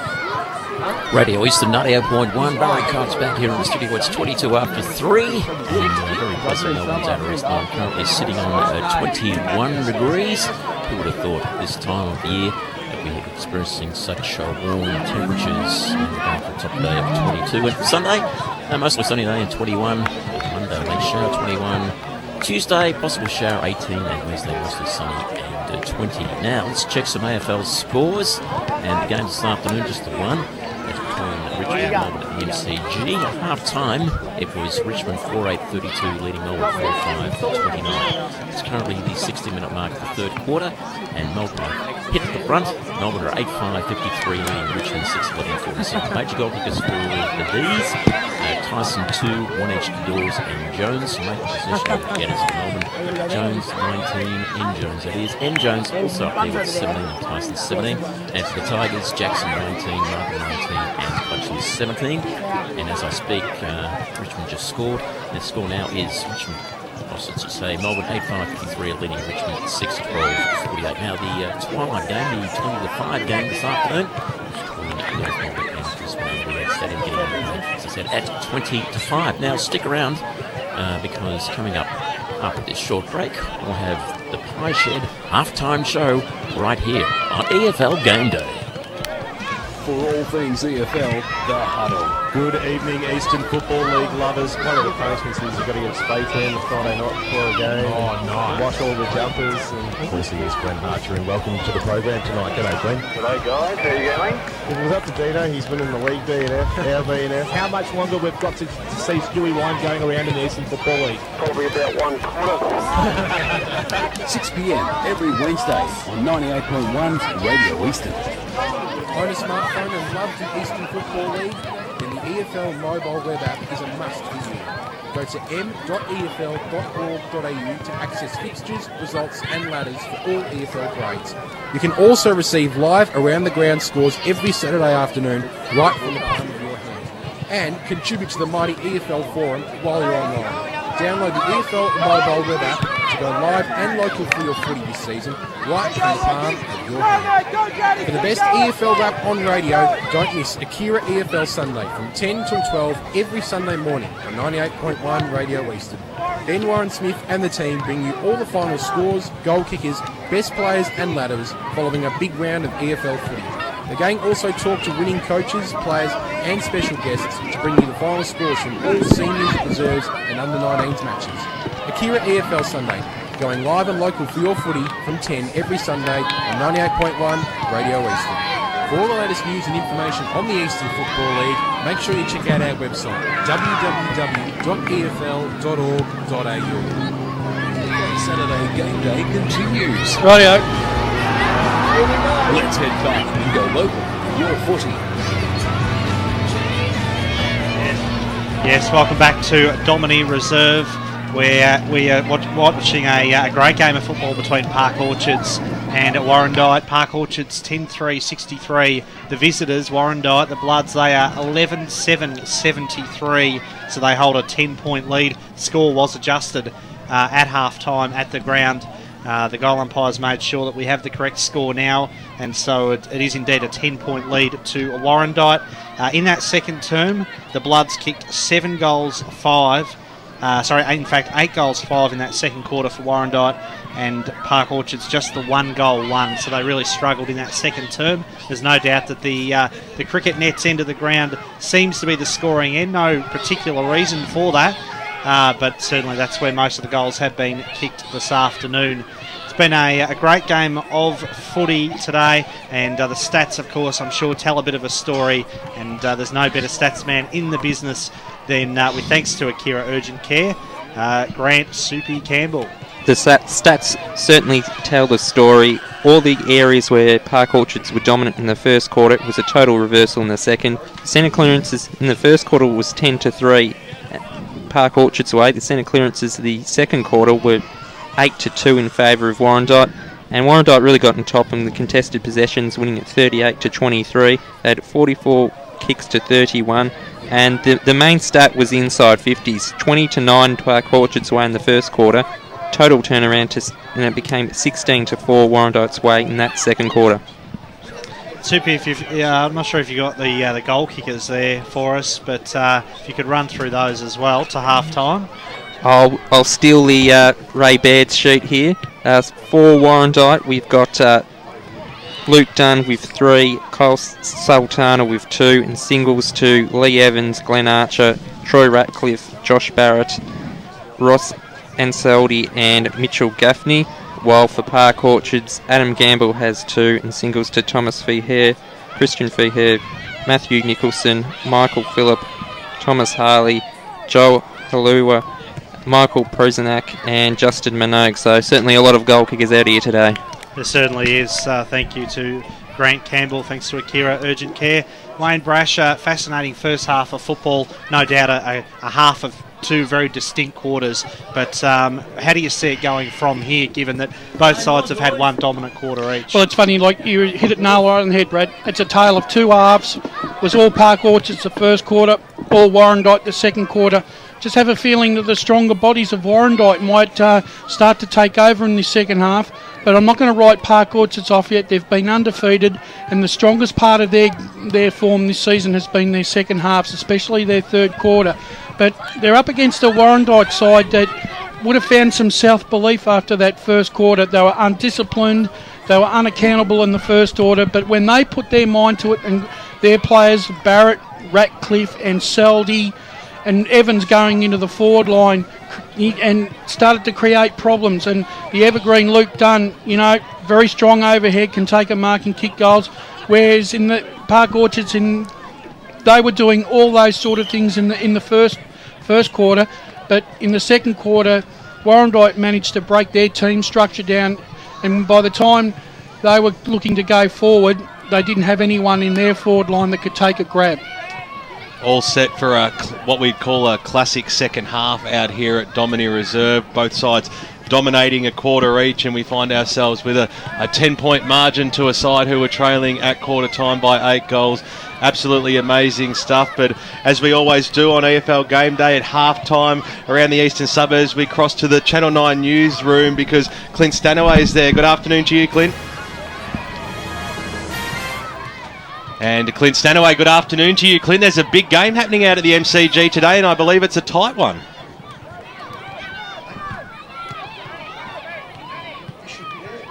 Clint, have we got you on the line? Doesn't seem like we have Clint, but I tell you what, apparently by all reports it is a very good game out at the MCG this afternoon, and all square at half-time. Yeah, I believe Melbourne and Richmond, it's all square.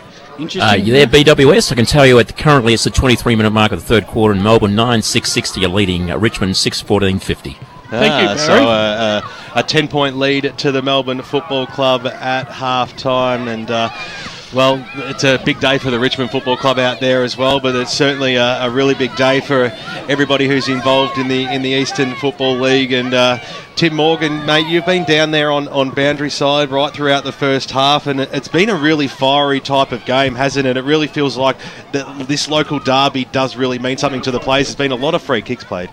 Yeah, really, the heat was definitely on for the entire game. So many, and it seems to be the team that's getting in first to the ball. That's the team that's getting the free kicks, because it was all Park Orchard's way in the first quarter, and then when Warrandyte started to wrestle it back, they were just getting in first to the footy, and that was really the key message by Michael Towd at quarter time, and they responded, which was good for them.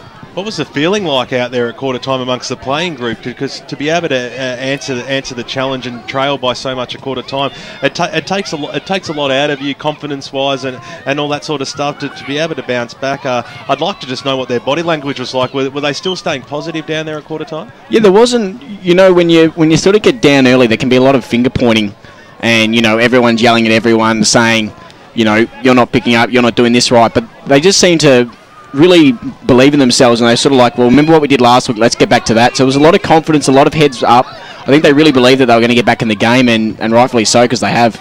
Well, we're going to try for take two from the Channel 9 newsroom. Clint Stanaway, good afternoon to you, Clint. I've got you this time, I think. Have you got me? We certainly do, mate. It's we just heard the score out at the MCG, and a big game for the Richmond Football Club, but a big one for Melbourne too, and they lead this one in a tight one. They do by 10 points with 3 minutes left in the third term. You mentioned the emotional build-up to this clash. Of course, the Tiger faithful, they are out in force to remember the great man, Tom Hafey. There was no minute silence, instead a minute applause, which was really nice touch, while his 3 daughters carried the 4 premiership cups that Tommy helped win onto the G. In terms of the footy, it's been a really good clash. The Demons' pressure has been exemplary, and as you said, late in the third term, it is the Demons who hold sway by 10 points. In the rest of the day's news, fears after an attempted sexual assault in Hope Street, Brunswick, the third attack on women in a week. Labor's pledge for a Royal Commission into family violence. Police hunt arsonists responsible for fires at the Royal Botanic Gardens. Radical plans to overhaul public housing in Paran.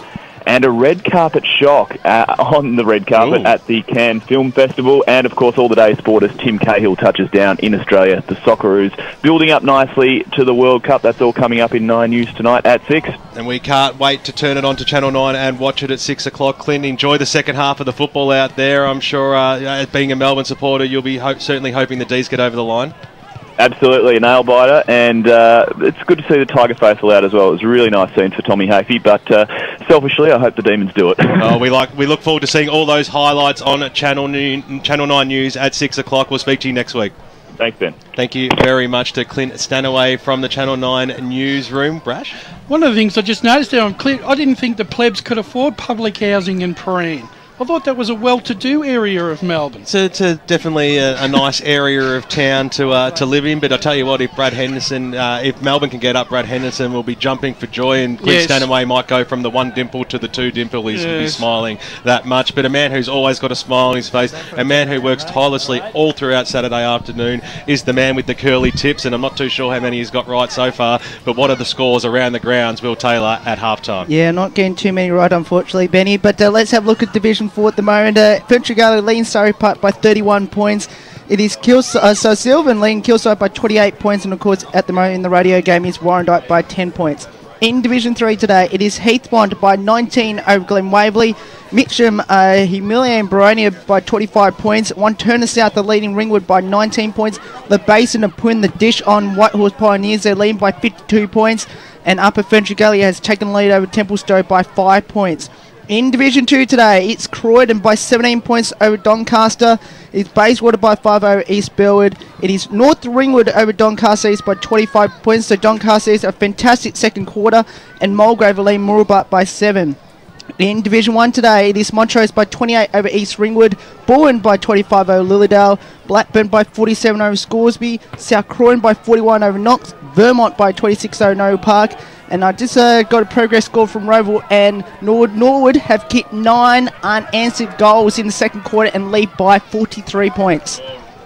Ray Baird's just fallen out of the caravan. Great stuff, Will. All those scores will be coming right throughout the second half on here. EFL Gameday 98.1 Radio Eastern. The sides have just run back out onto the park for what is sure to be an epic second half. We're going to cross back to Barry Cotts in the Radio Eastern studios, and we'll be back in a moment. What vehicle would you choose for your funeral? An old 1950s classic, just like me. I'd love to arrive on the back of a Harley. Oh, there's only one choice for me, a Mercedes-Benz. At Tobin Brothers Funerals, we know you love vehicles, so we've assembled a wide choice for you and your family. So if you'd like a 1958 Dodge Hearse, our Fat Boy Harley Davidson hearse, or our unique family funeral coach, just choose one in a fixed price funeral plan. Find out more at tobinbrothers.com.au. Tobin Brothers Funerals, celebrating lives. Program sponsor. Okay, boys, it's time we got ourselves a big advantage this weekend. I'm not going to tank, Coach.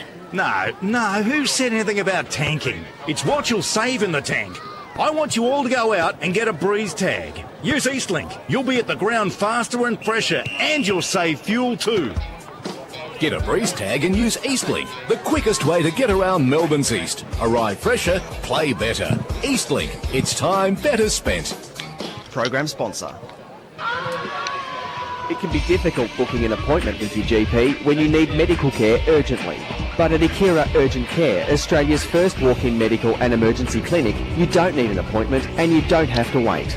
Walk in at 157 Scoresby Road, Baronia, or call us on 9839 3333. That's 9839 3333. Akira Urgent Care. We'll have you off the sidelines in no time. Station sponsor.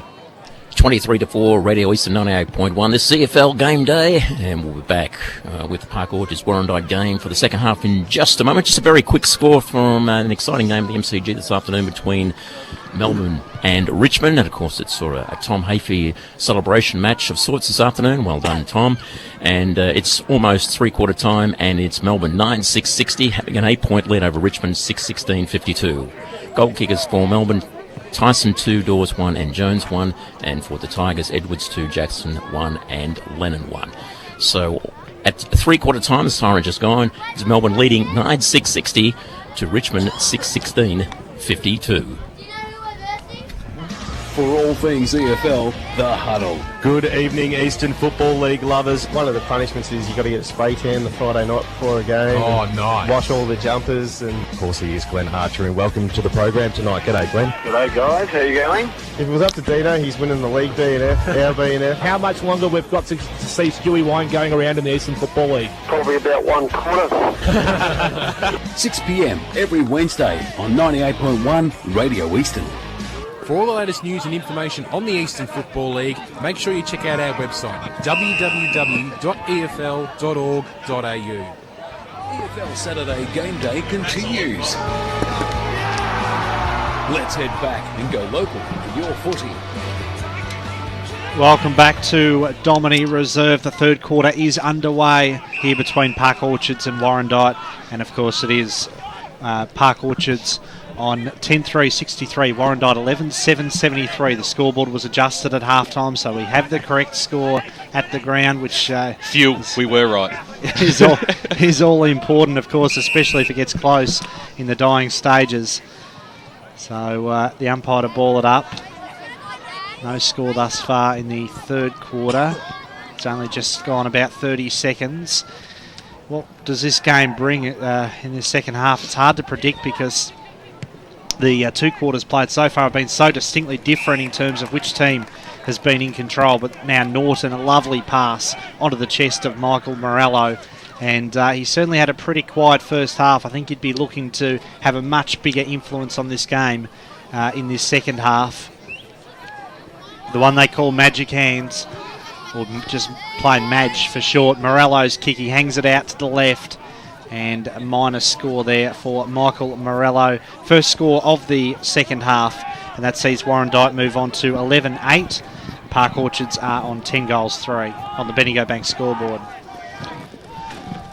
So, Tom Fair with the footy comes out of defence. Just put himself under a bit of pressure. Stood up to it pretty well, though. His kick there was intended for Coughlin, but it was fisted over the boundary line. So early stages of this third quarter. Which team will settle better in the third term? In fact, both teams have been pretty evenly matched to start the quarter, and then really through the second half of the quarter, one team has taken control in each of those first two quarters. This is Ansaldi's kick into open space, into the path there. Chambers did it well, shared it with Philp. Lovely kick by Michael Philp, chiselling kick up towards the wing position. No mark was held though. Gaffney backpedals with the handball. Holman hard up against the boundary, a high up and under kick by Holman. Really set Sultana a hard task. He was 1 against 3. Little handball then from Messina, got it to Johnston, but Johnston's kick, probably his only errant kick of the day. He's been very efficient with ball in hand, but on that occasion he put it out on the full. So free kick goes to the Bloods. Hookie, who's been quiet, gave it to Norden. Norden's kick to half back. Archer crashes his way through. Cleared a path nicely then for Ratcliffe. Ratcliffe's kick is a good one to Tansley. Tansley shared it with Ansaldi, and Ansaldi was caught holding the ball. Incorrect disposal, so free kick goes to Park Orchards, and it's Messina who goes laterally now to Walkley. Walkley to the true centre-half forward position. Big fist then by Gaffney. Palmed it down to Hookie. Hookie's kick looking for Archer on the wing position. Archer gathers it in nicely. The umpire says he was over the boundary line, and it will have to be thrown back into play.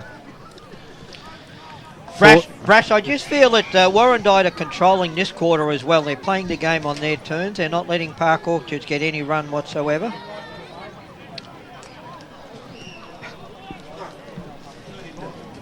So you're right there, Ray. Sorry about that. So boundary thrown out of side of Domini Reserve. It's Walkley against Tansley. Big fist then by Johnston. Barrett, who had a great second quarter. His kick really didn't travel too far, almost went underground. And a bit of scuffle once again. We've seen plenty of that today. Thought in that second quarter, guys like Appleby, Evans, Barrett, those experienced players for Warrandyte all started to really impact on the game after being quiet early. Ratcliffe was another one who started the game, and Morello. They started quiet, but they really started to find the footy in the second term. They had a lot to do with the Bloods' comeback. So umpire Andrew Wheeler just says, give me some space, I need some room to throw this ball up. And he finally does so. Strong tackle on Luke Turner. Luke Turner, one of, I think there's about 4 sets of brothers, or 3 sets of brothers in this Park Orchards team today. Walkley won it down to Fair, who's also got a brother playing out there. Close to the boundary line and over once again. So pretty quiet start to this third quarter. Both sides just trying to establish how it's going to play out in this second half. I think one thing Park Orchards are just trying to hold back to make sure that they don't let Warrandyte break this game open. And Brash, John Brown's still got a loose man down in defence for Park Orchards as well, whereas Warrandyte, they've released theirs into the midfield. Well, Sultana didn't really appreciate the attention he received then in the tackle, and just gave a little backhander, or a little back elbow. The umpire, though, right on the scene,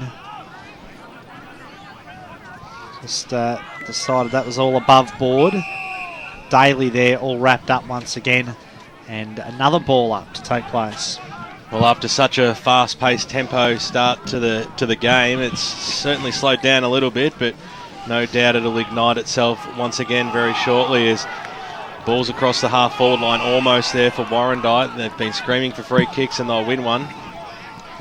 So, Ansaldi on the left boot, goes into the middle. Tommy Norton's moved up from the back line. He's a playmaker. He kicks it deep inside the forward 50. There's a bit of holding going on. This will be a free kick, and it will go the way of Park Orchards. So, Gates Warrandyte there.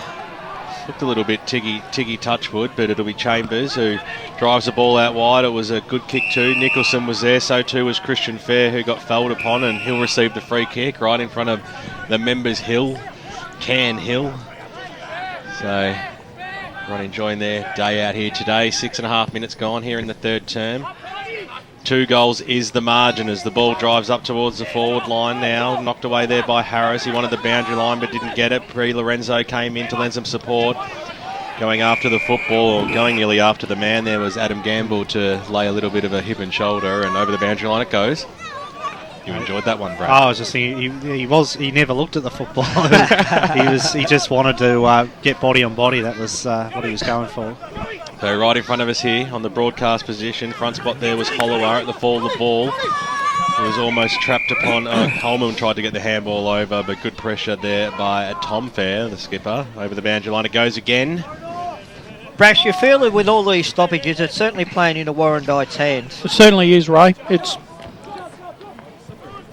So loving the one-word answers from Brash this afternoon as the kick goes up towards the half-forward line. Scooped upon there by Holman. Couldn't quite get the handball away. Came in for support. There was Daly. Got the little handball away. Warrandyte are doing it okay. Got the handball away. They're linking up okay. Just one needs to stick. Harris has to go after it again, but he's met before by Fair. Little handball over the top. They set sail for goal here through Nicholson. He might put this one through Nicholson. He's been a good player all afternoon so far for the Sharks. He puts his second goal on the board, and an important one too for the Park Orchards Football Club on the Bendigo Bank scoreboard as we cross the 8-minute mark of this third term. The Sharks moved to 11 goals, 369, but they're trailing by 5 points, 11-8-74 Warrandyte.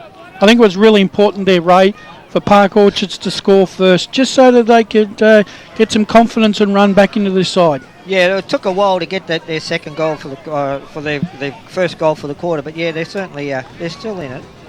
Oh, you're kidding yourself. Of course they're in it. I know they're in it. Yeah, I know, but Warrandyte's controlled the quarter, but they haven't put the score on the boards, what I'm trying to say. Absolutely nothing in it at this stage. 5 points the margin. Back in the middle, Walkley went up in the ruck. And Seldy through the cricket pitch area. Chain of handballs. Daly got it to Norton. Norton's kick. Lots of holding on going on there. And Glenn Archer. Experience there. Experience, Mark. He fell back on his opponent. Yeah, there was a lot of Archer's initiation in that free kick. Once again, that ball was set up by another little 1%er and little shepherd there by Josh Barrett in the centre there. So Glenn Archer, he's kicked one today. And you'd back him in to kick this one. Get his second. So Glenn Archer fires at the goals, and he has kicked his second goal. 2 goals for Glenn Archer, and Warrandyte just gets a handy reply. Then they move on to 12-8-80, and Park Orchards 11-3-69. 11-point lead to Warrandyte on the Bendigo Bank scoreboard. Brash, you mentioned that it was a good work there out by Barrett there shepherding, but look, Rossonaldi and also Tommy Norton, they were 2 great players in that passage of play. Norton's had quite a few possessions in this quarter. Yeah, he's moved into the midfield in that second quarter to give them some steel, right? Walkley got it down to Josh Barrett. Brasher's boy got the handball over towards Appleby. Swung around now on the left boot. Drives the ball inside forward 50. Archer's there, got a little bit of a shove out. And then, I think in fact Dunn got the shove out. Archer took the mark. And the umpire said, well, just pay that one advantage and give it to the former AFL superstar to go back and put possibly his second goal in a matter of minutes. This is a real experience here. An ex-AFL champ just using his body to perfection to draw the free kick on an inexperienced backline player. Brash, there's nothing of perfection about Archer's body at this stage of his career. He's already kicked the 2 goals this afternoon. This is a big kick. It's a premiership quarter. He keeps it low, but he keeps it straight. 3rd goal on the board to Glenn Archer for the Warrandyte Football Club. And on the Bendigo Bank scoreboard, as we cross the 11-minute mark of the third term, they are 13 goals, 8-86. Tim Morgan it's now a handy lead over Park Orchards, who are 11-5-69 as we cross down boundary side, thanks to Akira Urgent Care to Tim Morgan. It's just starting to get really dark out here. The clouds have definitely come over the ground. Had to check at the radar, though. It doesn't seem to be anything more than light showers if we do get anything. But if the rain comes down, it'll be interesting to see, considering Warrandyte's been loving the stoppages, how it will affect the game. we get a few drops of water on the ground and the boys can start talking wet weather football again. Warrandyte 13-8-86. Park Orchards 11-3, 69. 17-point lead. Park Orchards have only kicked 2 goals since the first quarter. And it just looked like a different team from the team that was so awesome, really, in that first term. Sweeping handball here. They just need to get some play going, get some linking up. It's been a problem for them. Nicholson's kick really was a very careful kick, but had to be precise. And Warrandyte managed to force the ball up deep in their defence. Chance here for Christian Fair. They need a goal. He fires at the goals, but he's well off target. And in the end, only just managed to sneak it through for a minor score. So the Park Orchards team move on to 11-4-70 now. Warrandyte are on 13-8-86 Bendigo Bank scoreboard. So the ball's been brought back in. Across the half back line it goes in the middle of the ground now. Picked up there by Appleby. Jeez, he's impressed me this afternoon. On the left boot, kicks it up towards the half forward line, and now there's a foot race on. It's a one-on-one situation. It's an Archer versus Fleming duo, and Archer crashes into the fence and nearly probably brought the fence down with him. He's that tough, and over the boundary line it goes. There's a bit of Richie Vandenberg, I reckon, of Appleby. He just sort of that chunky running style of his, and he's in and under. And yeah, very good spot there, yeah, Brash. I agree with that. Yeah. As the kick comes from Evans out of the ruck contest, it was to no avail as Hay got the handball backwards to Nicholson.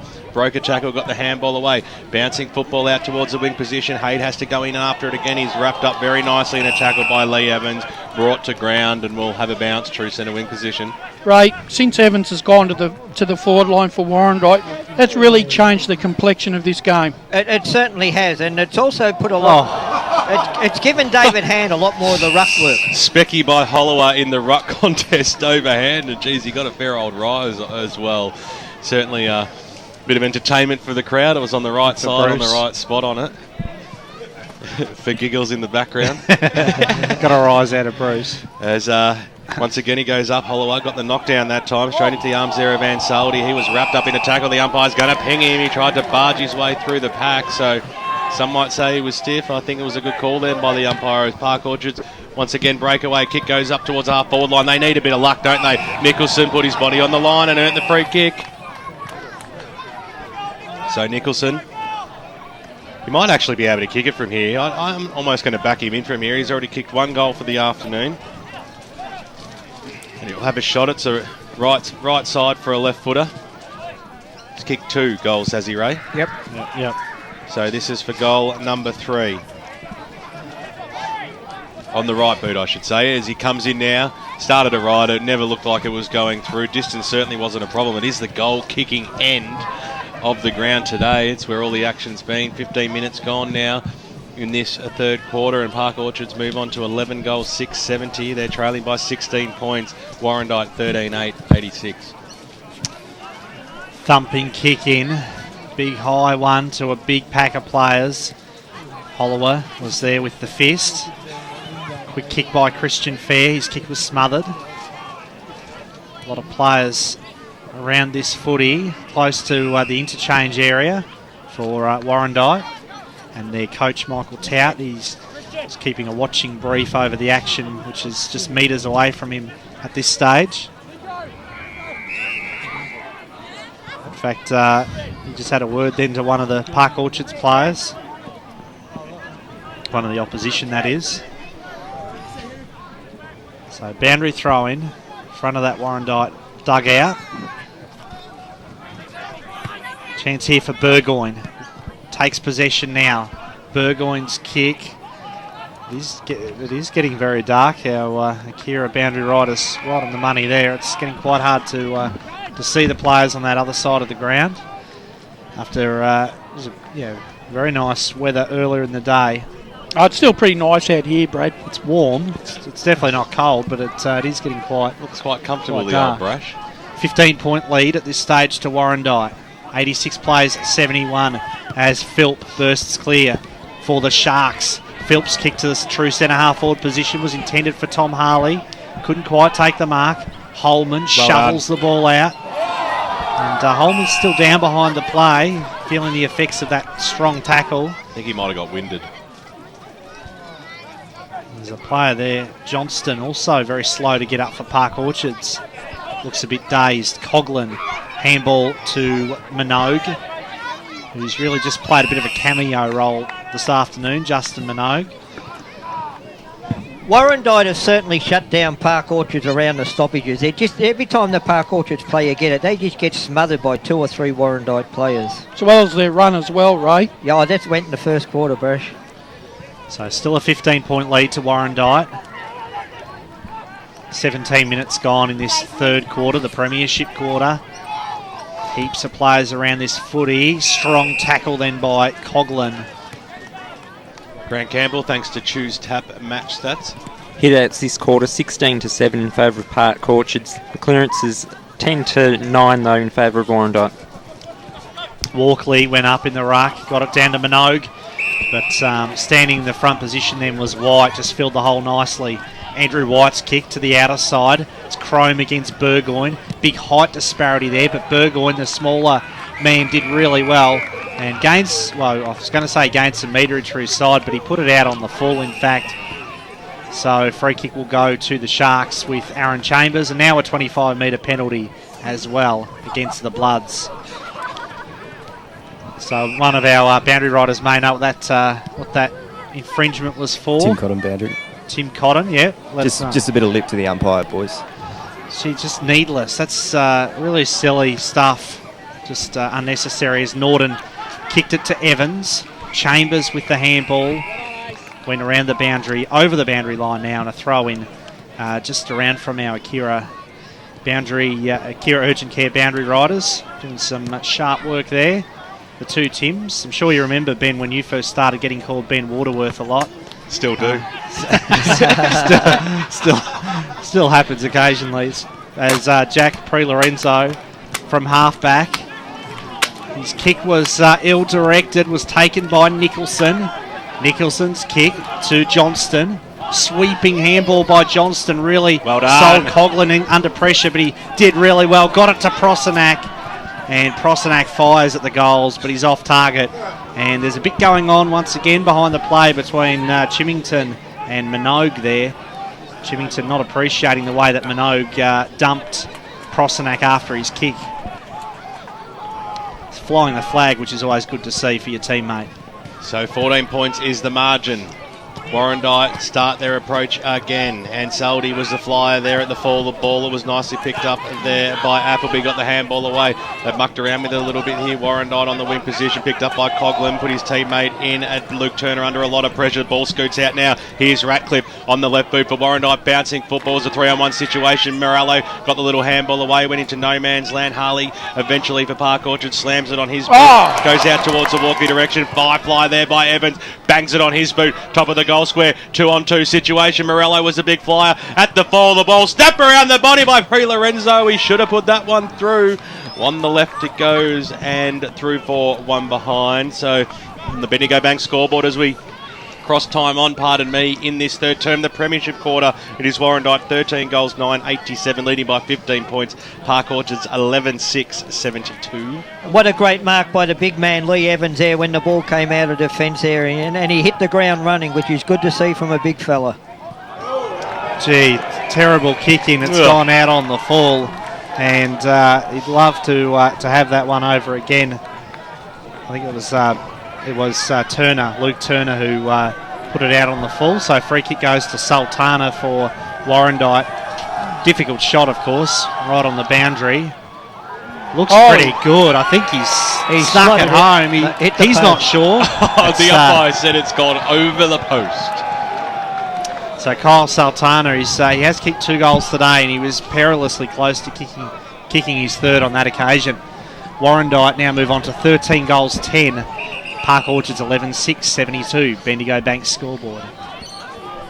So the kick from Fair goes out, goes a fair old distance too, looking for Haid, had to lay the tackle in the end, barging his way through. There was Tansley, he got ripped away from the football, could have been holding the ball. The umpire said play on. Park Orchards to get another go in towards the middle of the ground, towards the Prosenac direction. He takes the mark. He wanted to go on with it, and here's another 25. They've been plentiful this afternoon, Grant Campbell. Yeah, I think that's the 5th for the day for Park Orchards. So, Prozenak. Well, it's almost as if he's going to do a fair old dink and run up and have a crack at this, because he starts his... No, just fooling everybody as he goes into the middle of the ground to the big man Walkley, the ruckman. Set sail for goal, really, in the end. He looked like he just poked at it, but it travelled every bit of 55 metres and went through for one behind. Another one on the board. Behind's plentiful Tim in Cotton this boundary. third quarter. 7 behinds now for Park Orchards. 11-7-73, plays 13-10-88 as we cross to Tim Cotton, thanks to Akira Urgent Care. Just Dave Hand from Warrandite just came on. He's a huge man. I would not want to get on his wrong side. Chimington got it from Appleby. Shared it with Evans. Ratcliffe looks for a teammate further afield. Hand was the target, the aforementioned Big Dave Hand. This is Luke Turner for Park Orchards. Hugs the boundary with the kick and over the line for a throw-in. In the context of this game, I actually think Park Orchards need to score the next goal.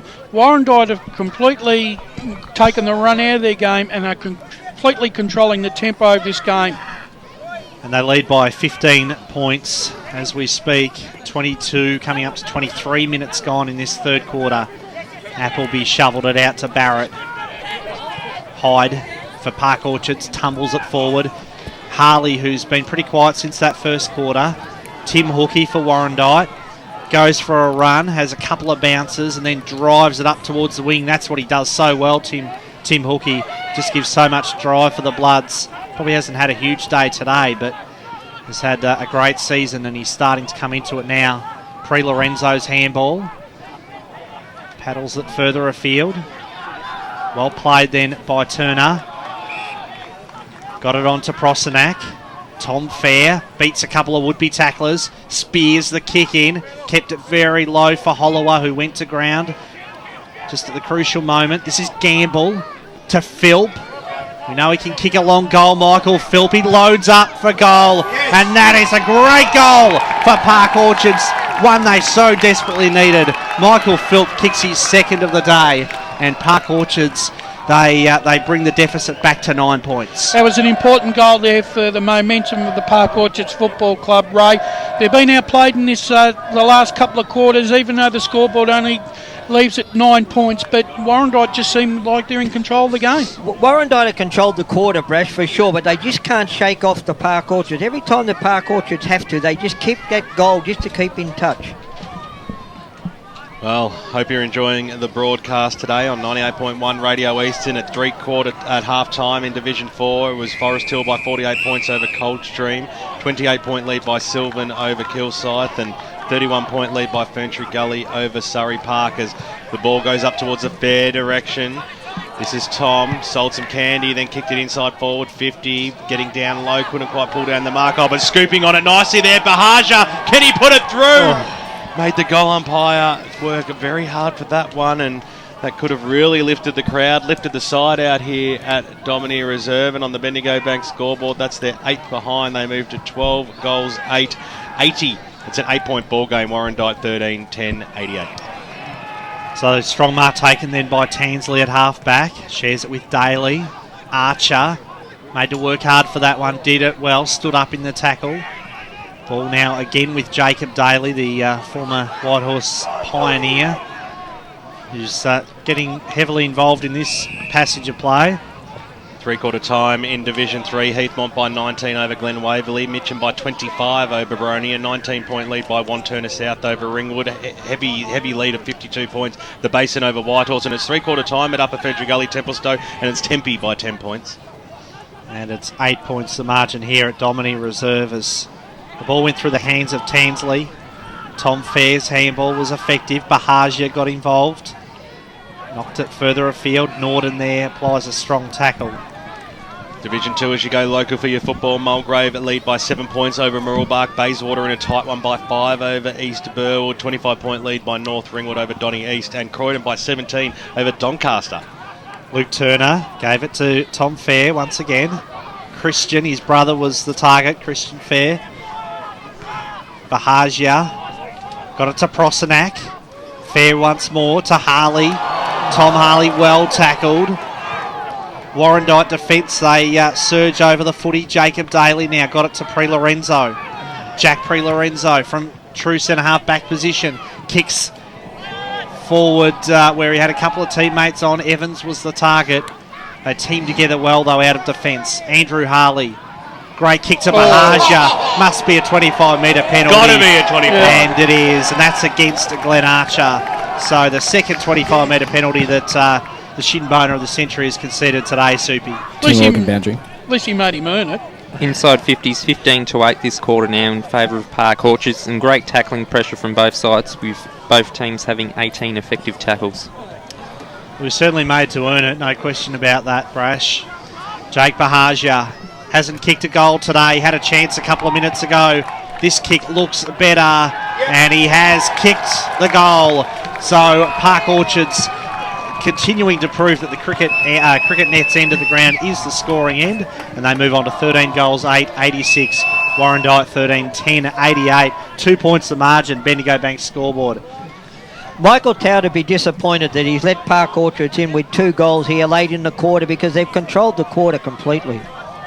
28 minutes gone here in the third term. 2 points is the margin out here at Domini. There's still time to get down here and watch what will most likely be a fantastic last quarter. They get the clearance again. This is Phil. He might just stream forward. He might just put this one through, Phil. That is goal, and Park Orchards get back in front out here at Domini Reserve. That's his third goal, second for the quarter, and all of a sudden Park Orchards, after 3 goals in a row, find themselves back in front on the Bendigo Bank scoreboard. Only 28.5 minutes gone. That took 20 seconds, and Park Orchards lead this one now. 14 goals, 8, 92 by 4 points. Warrandyte 13, 10, 88. That was a copybook centre clearance there. Michael Philp, took it off the ruck contest. He's run. He's got the nod from the umpire. I thought he ran a long way, but he put it right through the middle. Sensational goal that was. Back in the middle once again, 3 goals today for Michael Philp, and they've all been absolute team lifters, and that may well have been the best of the lot. The umpire there calls for another ball up. Tim Morgan boundary. Cross down boundary side thanks to Akira Urgent Care to Tim Morgan. Glenn Archer looks like a man on a mission. He's just come in and slammed that one. He gave away the 25 before, and if you watched him when the play was around on this boundary, he lined up about 4 blokes. If he was 30 years old, he would have hit them too. But he's lacking a bit of the toe that he used to have, the old fella.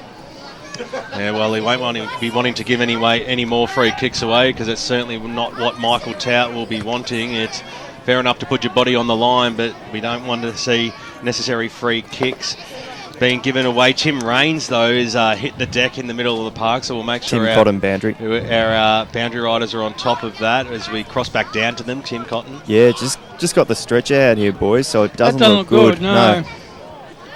It was a Glenn Archer tackle, boys, so he's not going to get up lightly. So he might not get up at all, Ray. They might have to carry him. Well, he doesn't look in a good condition there. No, he doesn't. Let's hope he's all right. All of a sudden, this little bit of stoppage in play, Ray. Park Orchards are on a little bit of a roll. There can't be too long left to go in this quarter. We've crossed the 30-minute mark, but time's been blown off, of course, as we wait for Raines to come off the field. But might stem the flow a little bit from the recent run. Well, it certainly falls into the hand of Warrandyte, because as we just saw, the Park Orchards have kicked the last 2 goals in about 2 minutes. So, yeah, it's certainly in Warrandyte's favour, the halt in play. I've got to say, BWS, the crowd here today has been fantastic. It's really been good to see local community football followed at its absolute best today. Well, we talked to Steve Harrington at the start of the match, and he really talked about how it really is a fantastic local community out here at the Park Orchards Football Club. They finally got to play on this ground within their own right, and it is now a Shark Park through and through, and they're doing a good job of it too, and answering the challenge from Warrandyte, because Warrandyte at one point there, Brad, looked like, well, if they kick another goal or 2, then it's fait accompli. They might just run away with this game, but all of a sudden 3 quick goals within 3 minutes just puts it back to the game that we were after. Absolutely, and it just keeps producing twists and turns, this game. And to be honest, I couldn't tip a winner at this stage. And it's not just because it's so close, but even though Park Orchards have the momentum at the moment, you just know Warrandyte are going to come again, and they'll grab the momentum at some stage. Probably not in this quarter because we're gone 31 minutes. You wouldn't think there'd be much time left, but some stage in that last quarter, the Bloods will come once again. Well, it is all making the most of your opportunities. It is indeed. It's an absorbing battle. Appleby shot out the handball, went through the hands of Ratcliffe, and they played about 5 seconds before, after that very long delay, before the three-quarter time siren sounded, and the players heading to their respective huddles with Warrandyte trailing at this stage by 4 points. It is Park Orchards 14 goals, 8, 92. Warrandyte 13-10, 88 on the Bendigo Bank scoreboard. Just 4 points the margin as these two sides look to win the 4 premiership points this afternoon. It's Jelly Baby round in the Eastern Football League at three-quarter time. Grab yourself a bag. It is for a fantastic cause. It's a great day out here at Domini Reserve, but there's no doubt plenty of great games as you go local for your football right across the eastern suburbs, and Will Taylor will be back with all those important three-quarter time scores right after this. What song would you like played at your funeral? Oh, it's got to be A Long Way to the Top. Acca-dacca, yeah. Just the Way You Are, Billy Joel. Love that song. Oh, the Collingwood song. Good old Collingwood forever. How about Return to Sender? Music is a must at funeral services. Certain songs say so much about a loved one's personality and the defining moments of their life. The best way to ensure they play the right song at your funeral is to have a fixed price funeral plan. Find out more at tobinbrothers.com.au. Tobin Brothers Funerals, celebrating lives. Program sponsor. It can be difficult booking an appointment with your GP when you need medical care urgently. But at Akira Urgent Care, Australia's first walk-in medical and emergency clinic, you don't need an appointment and you don't have to wait. Walk in at 157 Scoresby Road, Baronia, or call us on 9839 3333. That's 9839 3333. Akira Urgent Care. We'll have you off the sidelines in no time. Station sponsor. This is EFL Game Day. Okay, boys, it's time we got ourselves a big advantage this weekend. I'm not going to tank, Coach. No, who said anything about tanking? It's what you'll save in the tank. I want you all to go out and get a breeze tag. Use Eastlink. You'll be at the ground faster and fresher, and you'll save fuel too. Get a breeze tag and use Eastlink, the quickest way to get around Melbourne's east. Arrive fresher, play better. Eastlink, it's time better spent. Program sponsor. 12 after 4, Radio Eastern 98.1. Barry comes back here in the studio, and a check of that interesting game at the MCG being currently played.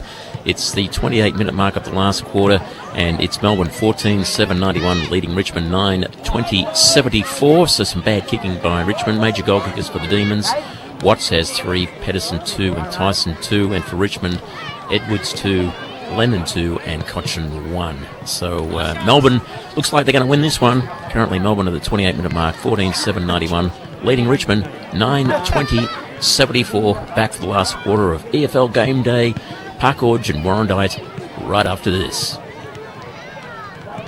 For all things EFL, The Huddle. Good evening, Eastern Football League lovers. One of the punishments is you've got to get a spray tan the Friday night before a game. Oh, nice. Wash all the jumpers. And of course, he is Glenn Archer, and welcome to the program tonight. G'day, Glenn. G'day, guys. How you going? If it was up to Dino, he's winning the league BNF, our BNF. How much longer we've got to see Stewie Wine going around in the Eastern Football League? Probably about 1 quarter.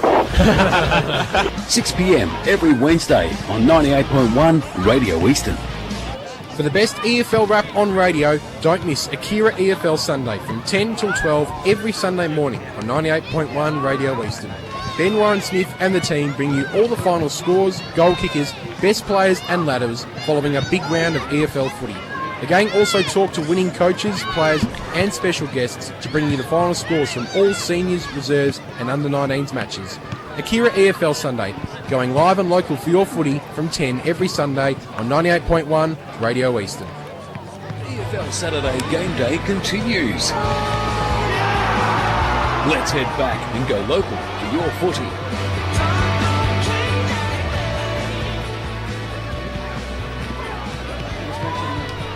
Well, what a game we are seeing out here at Domini Reserve this afternoon. A fantastic clash between two clubs who have been not too far around the corner from each other for a long, long time. The Warrandyte Football Club being a big part of the Eastern Football League. 4 years now, Park Orchards have joined forces with the greatest competition in the land, and today we are seeing an epic clash, Brad Henderson. We are indeed BWS, and it's the first time I've really seen, the first time I've seen Park Orchards play today, and I'm glad I picked a good one to come to, and I even don't mind not being at the MCG today to see Melbourne win, to be watching this great game of football. I hope you taped it. Wish I could be in two places at once. It is IQing as I speak. Very good, very good. Will Taylor, those all-important around-the-ground scores at three-quarter time. Yeah, in Division 4 today, it is Sylvan Lee and Kilsyth by 28 points, Ferntree Gully by 79 over Surrey Park. In Division 3 today, it's Heathmont by 21 over Glen Waverley, Mitcham by 45 over Baronia, and Templestowe by 10 over Upper Ferntree Gully. In Division 1 today, it is Montrose by 53 points over East Ringwood. Wow. It is Bourne by 38 over Lilydale, Blackburn by 61 over Scoresby, South Croydon by 79 over Knox, Vermont by 20 over Noble Park, and in Division 2, Croydon by 20 over Doncaster. It is North Korean by 42 over Doncaster East, Mulgrave by 15 over Mooroolbark, and Bayswater 43-point leaders over East Belwood. Wowza, so some interesting scores coming right through, and they will continue to do so for the next 45 minutes before we head to the BGC Bayswater Post Match show with Barry Cotts and the gang. But in the meantime, Grant Soupy Campbell has the important three-quarter time stats that matter. Yeah, in that third quarter, Park Orchards won the contested possessions 41-39 after trailing early. They won the kicks 42-32, and the inside 50s, they really started to dominate late, winning that 15-8. One area Park Orchards probably would want to improve if they're going to win this game. They've only taken one mark inside 50 in the last two quarters. Well, it's all about to happen, isn't it, Ray Baird? And geez, you'd nearly just have to toss a coin for this game, wouldn't you? Yeah, look, you do. But the thing that interested me in that quarter was that Warrandyte controlled. Tim Cotton boundary with John Brown. Warrandyte controlled, all the quarter, but then at the end of the day, Park Orchards kicked 3 goals 7 down to Warrandyte's 3 goals 1 in the quarter. So how do you work it out? Let's cross down boundary side. Thanks to Akira Urgent Care, to Tim Cotton, who's got the Park Orchards coach John Brown. John, much better that quarter. Pretty happy with that last one. Yeah, look, I was really disappointed with our efforts in the second quarter, but the boys responded, and the challenge is here now for us to take. How are you going to get over the line? What's the key factor? Key words today: relentless pressure. Thanks, John. Cheers. Thank you very much to Tim Cotton and John Brown. It would have been, well, I tell you what, there was hundreds and hundreds of people heading out to those three-quarter time huddles. We just saw Steve Harrington come over to the caravan, and they are blown away with the crowd that's out here today. So it's a fantastic story for local football. Wayne Brasher, which way is this game going to go? I'm going to still stick with the home side. I just think that they just gained enough momentum late in the quarter to swing the game back in their favour. But Warrandyte are kicking to that cricket net's end. That's been the scoring end all day. So it's still up for grabs, but Park Orchards for mine just. Dunny's the leading goal kicker for Warrandyte with 3 goals, as is Philp, who slammed home that magnificent goal just before three-quarter time as we cross down to Tim Morgan, thanks to Akira Urgent Care. Wow, the Warrandyte huddle was just absolutely buzzing. It was electric. It was electric in there, and they're really excited for this last quarter. One interesting note is now that Tim Raines is off injured, he's been tagging Josh Barrett, so they really got around Josh Barrett, and they want to see what he's going to produce. So look for a big last quarter from him. Last quarter does get underway here at Domini Reserve, and it's going to be a great last quarter. We are set for a fantastic finish, that is for sure. A lot of players getting involved there, almost a free kick conceded. Norton shot out a handball to Ansaldi, who was very prolific in the first half. He's probably drifted out of the game a fraction. Glenn Archer, Brad was doing a lot of the heavy bulk work there in that contest. I think he's gone back into the centre, Ray. Yeah. Umpire throws it up. He's kicked 3 goals today, Glenn Archer, so he certainly played a role, as well as being a physical presence. He has put some scoreboard pressure on as well. Burgoyne's kick is a good one. Gave his forwards a chance, but Harley will clear here for the Sharks. Kick up towards half-back, taking possession was Nicholson. Nicholson around the corner. No mark taken. And Saldi shot out a handball. Nicholson put his body over it. And Josh Barrett, some bad news there for Josh Barrett conceding the free kick. So free kick goes to Nicholson. Bit of a floater. Holman had front position, got it to Big Dave Hand, who farmed it out to Norton. It's usually a pretty cool customer, Tom Norton, but that was a bit of a hurried kick. He had more time than he realised. Lovely pass from Christian Fair, and he's found his teammate there on the chest, Hollower, close I to think the it boundary.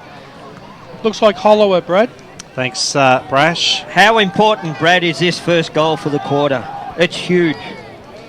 Yeah, massive, you would think, especially kicking it to this end, because for whatever reason today, it's goals have been so hard to come by to this end of the ground, which is the scoreboard end.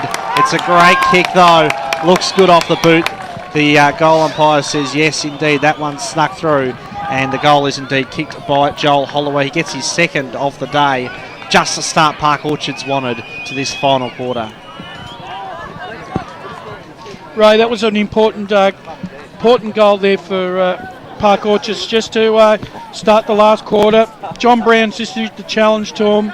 Now it's up to them to respond. Yeah, look, Warrandyte had the ball at half-back. Tommy Norton there, miskicked and didn't hit his mark, and of course they got a goal. So Walkley goes up against Hand. Both players had a fresh air shot, so we'll restart this again as Josh Barrett's wrapped up in a tackle by Sam Coughlin. So it is the Sharks leading this one by 10 points. The home side getting a knock on it there was Minogue out wide. He was looking for his teammate there in Turner. Got some support. Sweeping handball out wide. Finds Philp. Had to get himself out of trouble. Certainly has. Brash as the kick goes out towards the wing position. Bouncing football will favour the Sharks. Picking it up and selling some candy there was Prozenak. On the right boot, it was an okay looking kick. The big ruckman came in through, so did Tom Fair in the Channel 9 news dots. Lost the football, but they still got the numbers around the pill. Minogue somehow got boot to ball, kicks the ball inside forward 50. It was a good spoil over the back there by Nicholson. He goes after it again on hands and knees down there. Is Harley. Ball scoots out. It's still about 25 metres out from the Park Orchards goal line, and the umpire will come in and bounce it. One of the most impressive things I like when the captain decides to take the onus upon himself and play on the best player.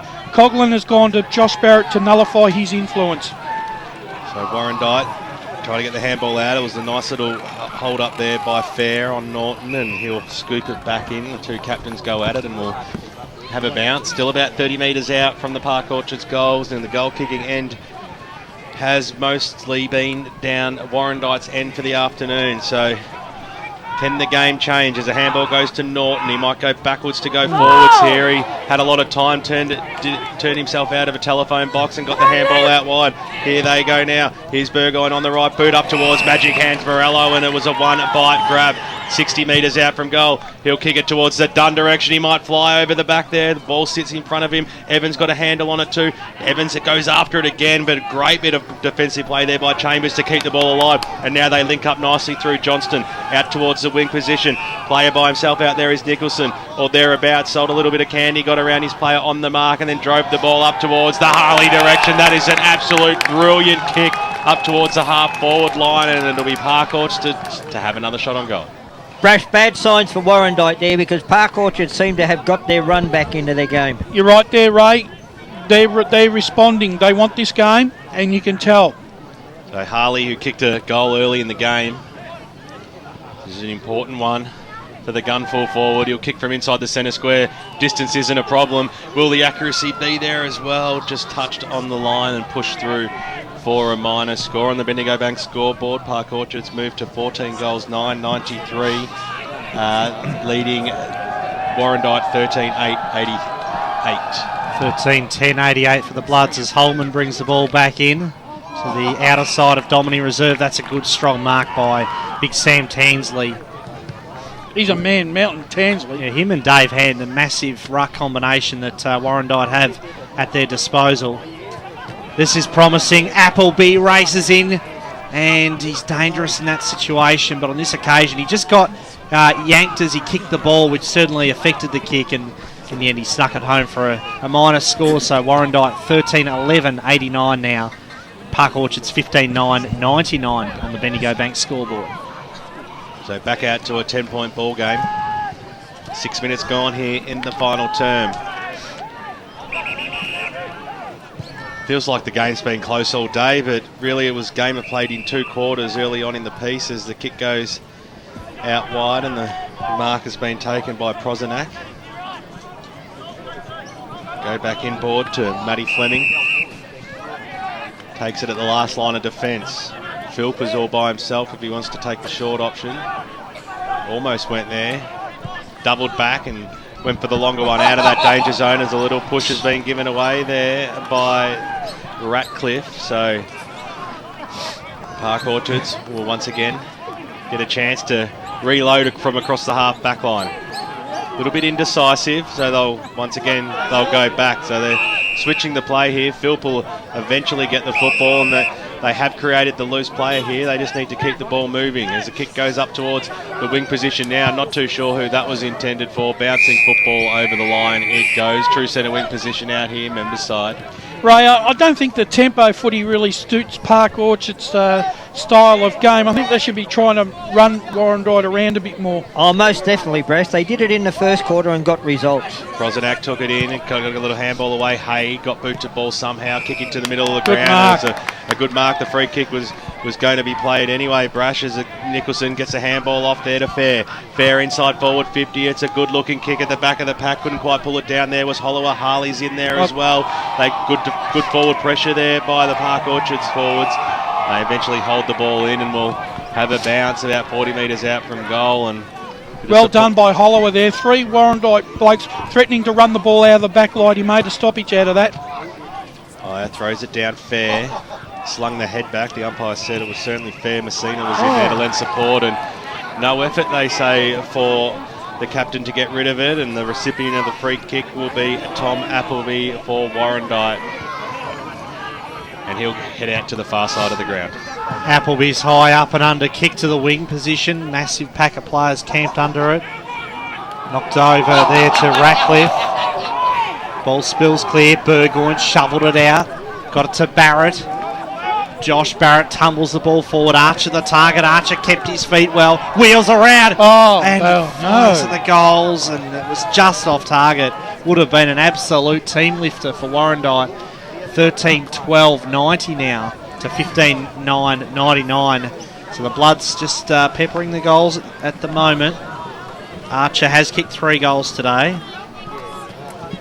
And was going for his 4th on that occasion. So Park Orchards to bring the ball back into play. Ball comes to this broadcast side. Walkley the target. Big man mounted. Troy Walkley takes the mark. Dishes off the little handball. Was effective. Surging kick then from Prozenak. Big fist by Andrew White. Did well. Spiked it to the boundary line. I reckon Walkley's done a fair job in the ruck today against the 2 big ones, Ray. Yeah, look, he's battled hard, and as you said, he's been double-teamed by the Warrandyte big men. Boundary umpire throws it back into play on the broadcast side of Domini Reserve. Yeah. Do it again. Wing position. Do it again. That one didn't get a lot of elevation in that boundary throw-in. Try it once more. Getting a bit tired, I think, late in the day, the boundary umpires. Prozenak, all wrapped up in the tackle there by the very diminutive Paul Burgoyne. Anseldi, in fact, it was. In the bright red boots. Tom Fair has had a great game. Little handball to Prozenak. And he can't keep the ball in play, but he'll get a free kick. May have just been legged there by Pre Lorenzo. Prozenak's high kick. No one really there in a marking position for Park Orchards, but it works out okay in the hands of Nicholson to full forward. Ball falls short. It was intended for Hollower. Fair crashes in, shared it with his brother. Christian Fair shot at goal, and I think it just brushed the outside of the goal post. In any case, it was a minor score there for Park Orchards, who bring up their century. For what that's worth at this stage. They lead by 10 points on the Bendigo Bank scoreboard. Park Orchards have got all the run here, Ray. They just need to probably get another couple of quick goals just to put some more pressure back on Warrandyte. Yeah, but I wouldn't like to pick a winner at this stage. He's kicked out of the middle of the square, so we'll have a bounce. And of course, that was Stephen Harris for Warrandyte. So that's a cardinal sin for any backman as they kick in to go over that line, and now we'll restart it only 10 metres out from goal. Holloway tried to get boot to ball as a bit of a fresh air shot. Tommy Norton came in to lend some support, got the handball out wide. Ansaldi on the left boot drives it up towards the wing position, bouncing football. Who's going to win this one at ground level? Eventually it's going to come out towards the area there of Philp. Couldn't quite get rid of it. He eventually dragged it back in. Norton came in to lay a tackle over the football. There is also David Hand as we cross down boundary side, thanks to Akira Urgent Care. Just going to say, boys, that crowd up on the hill there for Park Orchards is really getting loud and rowdy. I think they might carry them over the line. So the umpire throws it up Walkley, up towards the Harley direction at the back of the pack. Cookie for Warrandyte switches the play. That's a dangerous kick. It might wrong it and it might work out okay here for the Bloods. Bouncing football. Hayde nearly gave one in the back. The umpire said it was fair. Tom Fair, who's Brad said's been sensational today, got rid of the football, and the umpire said, well, seems you have been sensational today, Tom. You can have a free kick at 55 metres out. He'll have a shot forehand angle. Wouldn't this certainly bring the house down? Right in front of the members stand, right in front of Can Hill, the faithful, in the arms of the captain. It's a 10-point margin out here. The crowd will certainly tell the story if this can get slotted through. Tom Fair, the skipper, starts it left. Pushes it. Ball still alive at the top of the goal square. Scooped upon there by Tom Appleby, who was more than happy to see the ball over the boundary line and out of bounds, as there continues to be a little bit of how do you do between players. Great atmosphere out here as the umpire brings it in. Tansley had the front spot, knocked it over his head. Trying to get boot to ball there was Appleby, but it was scooped upon there by Sam Coughlin. Kicks it up towards the forward pocket. It's going to drift over the boundary line and out of bounds on the full over Harley's head. Ray, I'm really impressed with Park Orchards here. They're really taking it on the chin here from Warrandyte, and they've refused to be intimidated, and they keep coming. Well, it was the same at the start of the game, Brash. They weren't going to be intimidated. There's no doubt about that. Thumping kick then from Tim Hookey right up to the wing position, and a good strong mark taken by Tansley, who was standing tall in this last quarter. Tansley's kick there was intended for Morello, but Harley had front position and fisted it to the boundary line, which is where we cross now, thanks to Akira Urgent Care. It's getting pretty dark out here. The lights have just come on, so we'll see if it makes a difference. I can still see you, Tim. That's 10-point lead for Park Orchards, 100 plays 90. And it's true wing position at the moment, just around from the Warrandyte interchange area. A lot of players over the footy, and Seldy there tries to grab the ball, but the umpire Clinton Kingmar throws it up once more. Massive pack of players surrounding this ball. It's going nowhere at the moment. The bottom of that pack. Gee, next goal's important, I reckon. Yeah, well, for Warrandyte to win, they've got to kick the next one, Brash. And they've got to get it pretty quick. Well, what we have seen is both sides have been able to kick quick goals in succession, so certainly not ruling anybody out at the 14-minute mark of this final turn. Yeah, certainly plenty of time still to be played. I mean, coming up to 15 minutes in this fourth and final quarter. Free kick here has gone to Christian Fair. Just surveys his options. Now kicks forward. The lights are blazing out here at Domini Reserve. Nice mark taken by big Troy Walkley. Wheels around. Kicks to full forward. Big pack contesting for it. Nicholson was there. For Park Orchards, the ball's on the deck. Who can get clean hands on it? Nobody in the end. The umpire, Andrew Wheeler, says, I'll ball it up. Just feel the Warrandyte defence will be feeling a little bit nervous now with the ball deep in the Park Orchards forward line. Is Fair from the stoppage. Oh, he's hit the post. He's hit the post. It was shark beautifully then by Thomas Fair. But his kick just brushing the inside of the goalpost. I think it was almost a goal. Yeah, it looks like that padding got to work out. 11 points the margin once again on the Bendigo Bank scoreboard, BWS. Lilydale have kicked the first 4 goals of the final term to only trail by 2 goals to Balwyn in this final quarter. So it's all happening out at the LSO as we cross to Grant Campbell thanks to Choose Tap. Inside 50s 9-4 in favour of Park Orchards this quarter. They're winning clearances 7-6. They're beatable, aren't they, Ray? But it couldn't happen. It couldn't happen. Have we got a score from the VRC? Umpire throws the ball back in. I don't even get that as Phil tried to take it over the top. Care to elaborate, Ray? You suggested they'll need to give him a swab after the game. Brash, is that what you... No, I was talking about the Vermont Recreation Reserve. Oh my God, you're unbelievable. The ball goes bouncing into the forward line for Warrandyte, almost into the arms of Morello, and over the boundary line it goes. Sorry guys, couldn't resist that one. Time on in the 4th quarter between Mulgrave and Murrelbach, and the Mustangs have kicked the last 3 goals, and Mulgrave only lead by a point at this stage in the game. So a terrific match out there in Division 2, Brad. It is indeed. Back into play. Quick kick there by Christian Fair, hugging the boundary and over the line. What does VRC stand for again? I think I made a Racing Club. Yeah, I think I went the other way around with the wrong acronym there. Bit of dyslexia there, Brash. Yeah, it is. That's why I need glasses, mate. Maybe the VRR, that might have sounded better. Quick kick forward, bit of a floater. Chambers did really well, attacked it full-chested, got the handball away. Ooh. That was harsh. Got to pay it. Yeah, it was there. Free kick made to Luke Turner. That was only a bump. It wasn't a free kick. I know, but... No excuses. Holman, front position, did well then to Warrandyte. Safely takes the mark. Yes, Dad. It looked dodgy. So Todd Holman. High kick to the wing. Morello in the box seat. Chambers with the big fist. Sultana takes possession, but he's coughed it up straight into the hands of Andrew Harley, who shares it with Coughlin. Harley's kick, bit of a floater. Wasn't marked by White, but the Bloods defence stood tall. This is Hookie, hugging the boundary. Great kick to touch. Tell you what, Mitchell Pearce would be proud of that one.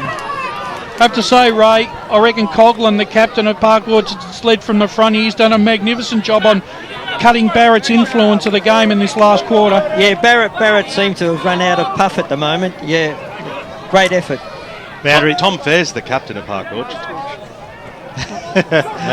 Boundary throw broadcast side of Domini Reserve. Lorenzo tracks the ball to the boundary.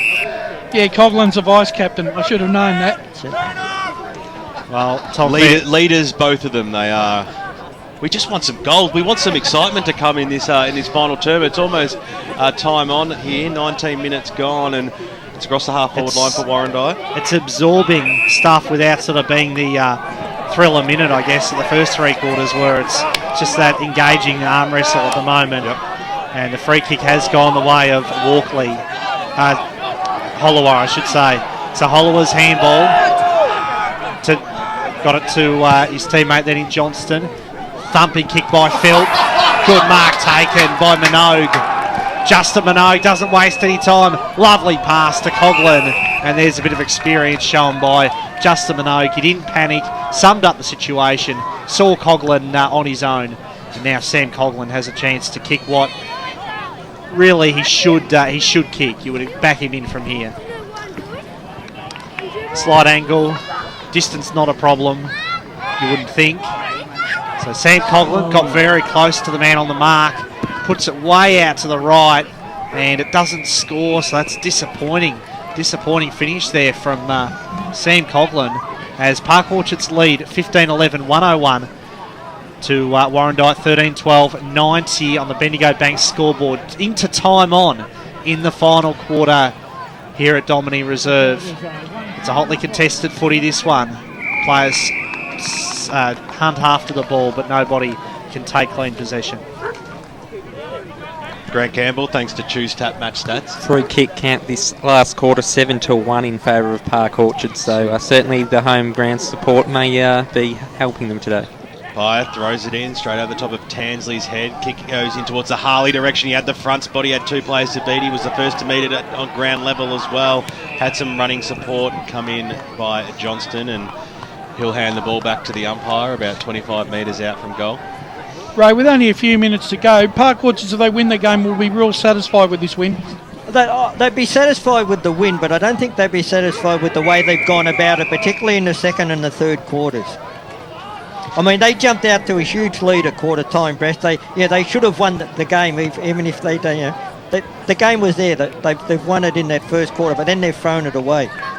Well, I thought their second half of the third term was fantastic, Park Orchards, to claw their way back into the match and there's a free kick eventually get back on top, as the free kick is going to go to Park Orchards, and it's going to go to Justin Minogue, is it? Oh, no. And a 25-metre penalty for some back chat. So unforgivable stuff we're seeing here from the Warrandyte back line. Big game over here. It's 11 points the margin. This is certainly going to impress the crowd that's right behind the goals. Can Hill will get all great work out here. Minogue, he's kicked one. Minogue has kicked two. Fantastic goal there by Park Orchards. They just were able to keep the ball in their forward line for over the last 3 or 4 minutes or so, and eventually get the reward on the Bendigo Bank scoreboard. It is the Sharks moving to 16 goals, 11, 107 now, 17 points ahead of Warrandyte, 13, 12, 90.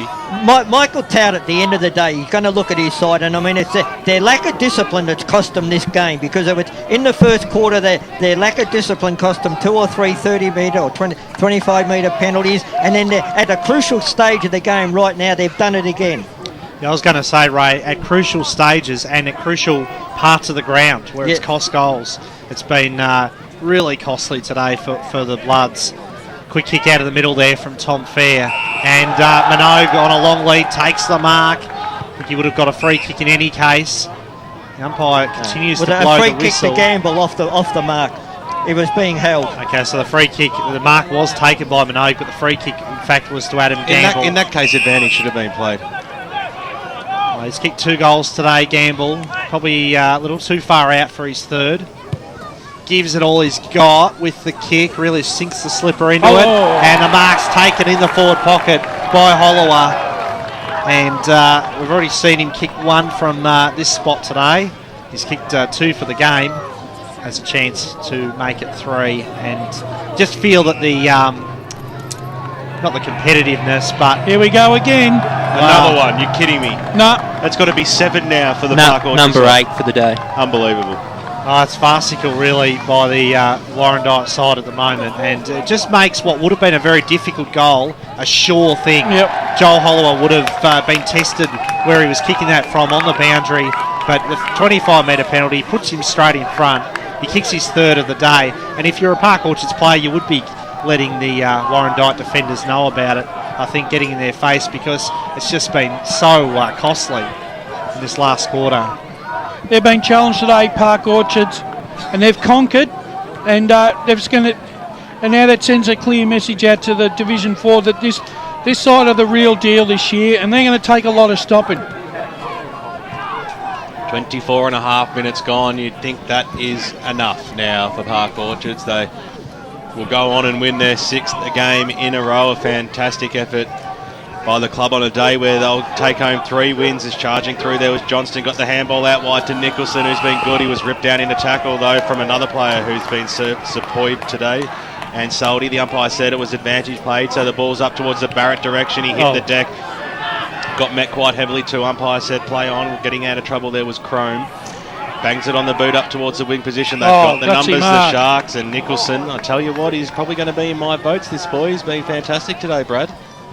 Yeah, he has, but he can't take his kick this time. He wants to hand it off because he is in a fair bit of pain.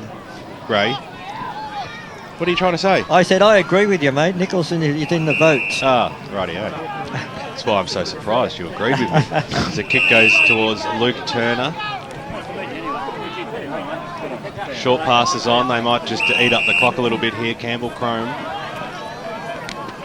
Back to Turner. On the right boot. He's got the big man out wide in Walkley. Lopes after the football. Linked up his teammate nicely there in Fleming, who had to arch the back and get through a couple of opponents, and he did just that. Driving kick up towards centre half forward, but the big, strong arms of Sam Tansley pulls down the mark for Warrandyte. Tamsley, floating kick straight into the arms of Fleming. Chips it out wide. Mark's been taken there by Prozanak, who's also had a good game today, into the middle of the ground.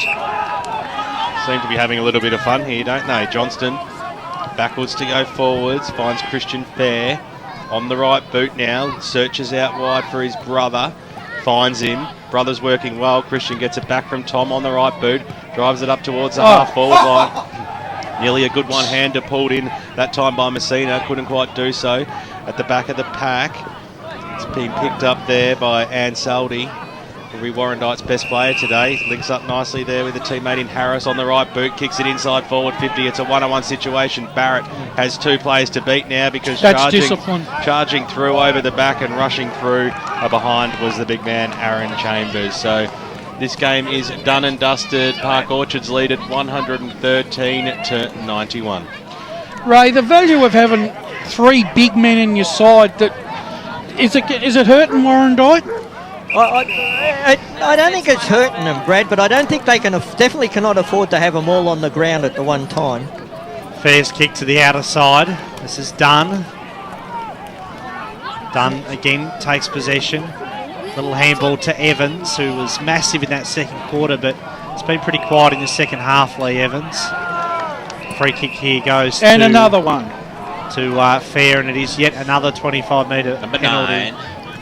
Number 9, in fact, yeah. So that's... for one side, it's an amazing stat. Well, it's disappointing, really. And as I say, it's sort of become a little bit farcical in that regard, as the ball's marked on the wing position. Thumping kick. No mark held.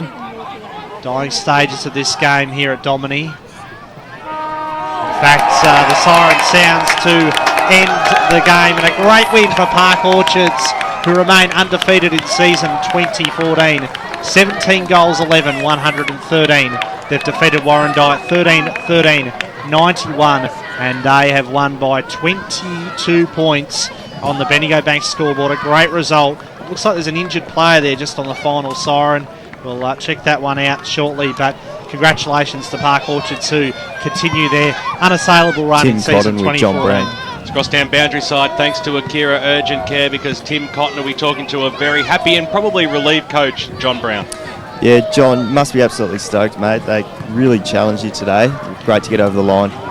Yeah, look, the end result, I'm absolutely wrapped with the boys' effort, to probably concede a 42-point lead and trail halfway through the third quarter by 15 points just shows the resilience and the journey the boys are taking. So I'm just wrapped for the boys because, they're working hard and they're getting the results. Yeah, 10 goal kickers today. Pleasing once again. It's been the common theme this year. You've had a widespread. Didn't have to rely on Tommy Harley too much today. No, and that is the one key thing with this team is we don't want one goal kicker that if they get held that we're not hitting the scoreboard. So from my point of view, we're teaching this, we're encouraging it, and once again, it's reflected on the scoreboard. The boys upstairs who were commentating were absolutely wrapped with Matty Nicholson's game. What's your thoughts on his game and some of the other boys that really impressed you today?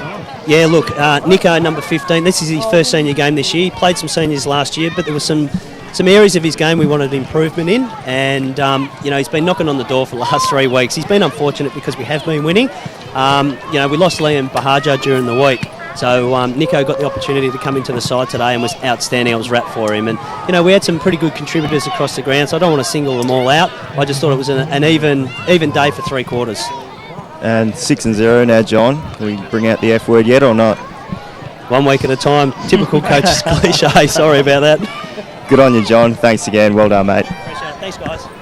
Thank you very much to Tim Cotton and the senior coach of the Park Orchards Football Club, John Brown, down boundary side. He'll, he would have probably gone into half-time, Ray Baird, a tad worried, wouldn't he, John Brown, after that fantastic first turn, but for the side to be able to answer the challenge, to be able to bounce back, claw themselves back from a 3-goal margin almost to find themselves in front and run away with it in the non-scoring end in the last quarter is a fantastic effort. Yeah, well, to answer your early part of the question, I don't think he would have been too happy at half-time. But, look, to Park Orchard's credit, look, Warrandyte came out in that first term and they hit Park Orchards, a very young side, with everything. Physically and mentally, they hit them hard. But the Park Orchards players, they just went on with it. They run the ball down the outer side and also the wing on this side, and they got the reward with 9 or 10 goals in the first quarter. The second quarter, to Warrandyte's credit, they got back into the game, but the second half became a bit of an arm wrestle, and it was a great. And in the end, when the game had to be won, Park Orchards have certainly stood up. How much did the undisciplined acts of Warrandyte hurt the result today, Wayne Brasher? Immensely. It happened in all the wrong positions for him. Cost them 4 goals, unneeded. And Michael Tout's got some work to do to settle some of his players down during the week. 9 25-metre penalties paid, and as Brush said, of course, 4 goals resulting from that. We've got a presentation happening out on the ground. Yeah, there's a bit of a cup going on there, the inaugural cup. So we'll just keep an eye out on that one. Ray, do you have the major goal kickers for the afternoon? I certainly do. The major goal kickers for Park Orchard, first of all, 3 to Michael Phillip and Joel Hollower, 2 to Justin Minogue, Matthew Nicholson and Adam Campbell, 1 to Thomas Verher and Christian Verher, and also 1 to Tom Harley and Michael Prosenak. You're going to tell him, or am I, Brad? So for... Well, it's fair. Okay. And it's Michael Phil. Okay, thank you. Well, for Warrandyte, 3 to Glenn Archer and 3 to Luke Dunn, 2 to Cole Sultana, and singles to Troy Ratcliffe, Josh Barrett, Rosalind Saldi and Michael Gaffney. Great stuff. Ray Mondo, a man who's been working in the background, and we've been talking to him right throughout the matches. Our Choose Taps stats man, thanks to Yarra Water, and it's Grant Campbell with those all-important final stats. I will mention some last quarter stats because finally I'm at a game where the last quarter is actually relevant. Park Orchards won the clearances 15-9. They dominated the kicks 52-24. They won the contested ball 41-27. They had 13 inside 50s to 8. And I said to you at 3-quarter time they'd want more marks inside 50. Well, they took 5-0 in that final quarter. Looking at the match overall, there was 4 main categories I thought stood out. The kicks were 182-128 in favour of Park Orchards. The contested possessions 146-139 in their favour. The uncontested possessions, a big difference, 137-83. And we talked about the discipline. Well, the free kick count for the day, 35-11 in favour of Park Orchards. And yet, on top of that, 9 25-metre penalties. So, if that was even for the day and Warrandyte were a bit more disciplined, then the result could have been different. That's a damning stat, isn't it? The free kicks. Can you just say that total again? The free kick count was 35-11. In favour of the home side. Yes. So I can suggest that a couple of those late decisions, Warrandyte probably felt like that the game was over and they were a bit unhappy with the umpire. They thought they were at the wrong end of the stick, but I'm not going to judge on that. That's no excuses, I don't reckon. I wouldn't accept that as an excuse from any player. Great scenes we're seeing out here in the middle of Domini Reserve, a presentation, a new cup being formed between these two sides, and let's hope that there's a good old rivalry between these two sides over a number of years, and not just in Division 4, but as both teams make their way up through the divisions over a number of years, that can certainly stick. And there's been a big crowd out here today. There's still a big crowd out up on the hill and out on the ground as well, so Park Orchards will be very happy to take home the cup tonight as they just introduce Tommy Fair to come and be the recipient. Geez, he had a good game today, Brad. Yeah, super game. Great captain's game. 4-quarter performance from him, and I'm sure he'll feature prominently in the votes from at least some of us. Now, speaking of the votes, and of course, usually straight after the game, we go and hear the song and the team and have a couple of interviews. We might not have enough time for that this afternoon because we've got a very big BGC Bayswater Post Match show with Barry Cotts and the gang. So we might just start our 3, 2 and 1s for the Ferntree Ferntree Gully Motor Group Player of the Day, who of course wins a fantastic $100 Visa gift voucher. And Brad, I'll get you to be able to tally up the scores for us. And as I enjoy to throw to Ray Baird as the first man off the rank every Saturday. 3, 2 and 1, Ray. Well, look, there's lots of apologies to a lot of players, particularly in the Park Orchard side. But look, one vote I've given to a Warrandyte player. I gave to Ross Ansaldi. I just thought over the 4 quarters he was a very good player for the Warrandyte side. You know, he put his body on the line, he threw himself in a contest, and he was very good. 2 votes I gave to Matt Nicholson. He kicked 2 goals. He was a very good player. He stood up when he had to stand up, and as his coach said, I think it was his first senior game. So look, 2 votes to Matt Nicholson, and 3 votes I gave to Michael Philp. Brad, is that right, Brad? Philp, not Philip. But I look on my team. I look on my team sheet that you gave me earlier today, and it is actually Philip if you have a look at it. But yeah, 3 votes to Michael Philp, 3 goals, and I just thought he was outstanding. But as I said, there were many Park Orchard players who could have figured in the votes. Well, Ray, just to fill you in. Here we go. Come October 26 this year, by marriage, he will be my nephew. I can assure you that his name is Michael Philp. Yep, that's right. And that is the correct spelling as well. It is Philp, yeah. Okay. And the spelling on the sheet's incorrect. Thank you. Wayne Brasher, your wingman. Dyson Ray Baker's Baird fault. for the exactly right. Had to just 3, 2 and 1, Brush. Yep. Let's get it One out. vote. One vote I'm going to give to the captain, Tom Fair. I thought his game throughout the day was exceptional as a captain. Led from the front, was in and under for most of the game. He gets my 1 vote. 2 votes to Michael Philp. An amazing game from him. I mean, look, he probably had 10 or 12 possessions, but it was the quality of the possession, right, that made all the difference. 3 goals. He kicked them all when Park Orchards needed the lift. And 3 votes for me. Well, Matt Nicholson was outstanding on the ground. Considering that's his first game for the year, Park Orchards have got a lot to get excited about if this guy can only get better. Brad Henderson, you're 3, 2 and 1 today. Oh, gee, it was hard, and there's a lot of players who I would have liked to have snuck in there, and it's because obviously there is that connection with Michael Philp. It's sort of hard to know. I don't want to be biased, but at the same time judge him. Just call it as you see it, Bradley. I haven't for the votes. You can explain it to do at home, boy. I haven't given him a vote, but I've given 1 vote. I've given 1 vote to Matt Nicholson for a great game today, and he shares a name, of course, with a 1-test hero from the Australian cricket team. Not sure how many people remember him, but Matthew Nicholson, 1 vote today. Great game, as you say, first game of the year, was outstanding. I gave 2 votes to Aaron Chambers, who I thought was fantastic down back. Set up a fair bit of play, but also in the one-on-one contest was really strong. Liked his game defensively, and I gave 3 votes to the captain, Tom Fair, who I thought was outstanding. Probably the only real 4-quarter performer on the ground today. Was just great from go to woe, and deserving winner of the 3 votes from me. Well, I guess it's up to me, and I give 1 vote this afternoon. I agree with you, Ray Baird, on your 1 vote. Ross Ansaldi from the Warrandyte Football Club. I thought he was absolutely fantastic. A 4-quarter performer. Special mentions have to go out to, I should have started with this, to Tom Appleby from Warrandyte. I thought he was really good. Aaron Chambers couldn't fit him into the votes either. Brad, he had a great game, as well as Michael Philp. But my 2 votes go to Matthew Nicholson, who's been consistently polling with everybody here on the media team this afternoon. And I agree with you. I thought Tom Fair was certainly the best on ground on the park today. And after adding up all those tallies, it might actually go to Nicholson, it's looking like. Well, the way it's finished up is Michael Philp came 3rd with 5 votes. Tom Fair scored 7 votes, and Matthew Nicholson picked up 8 votes to be the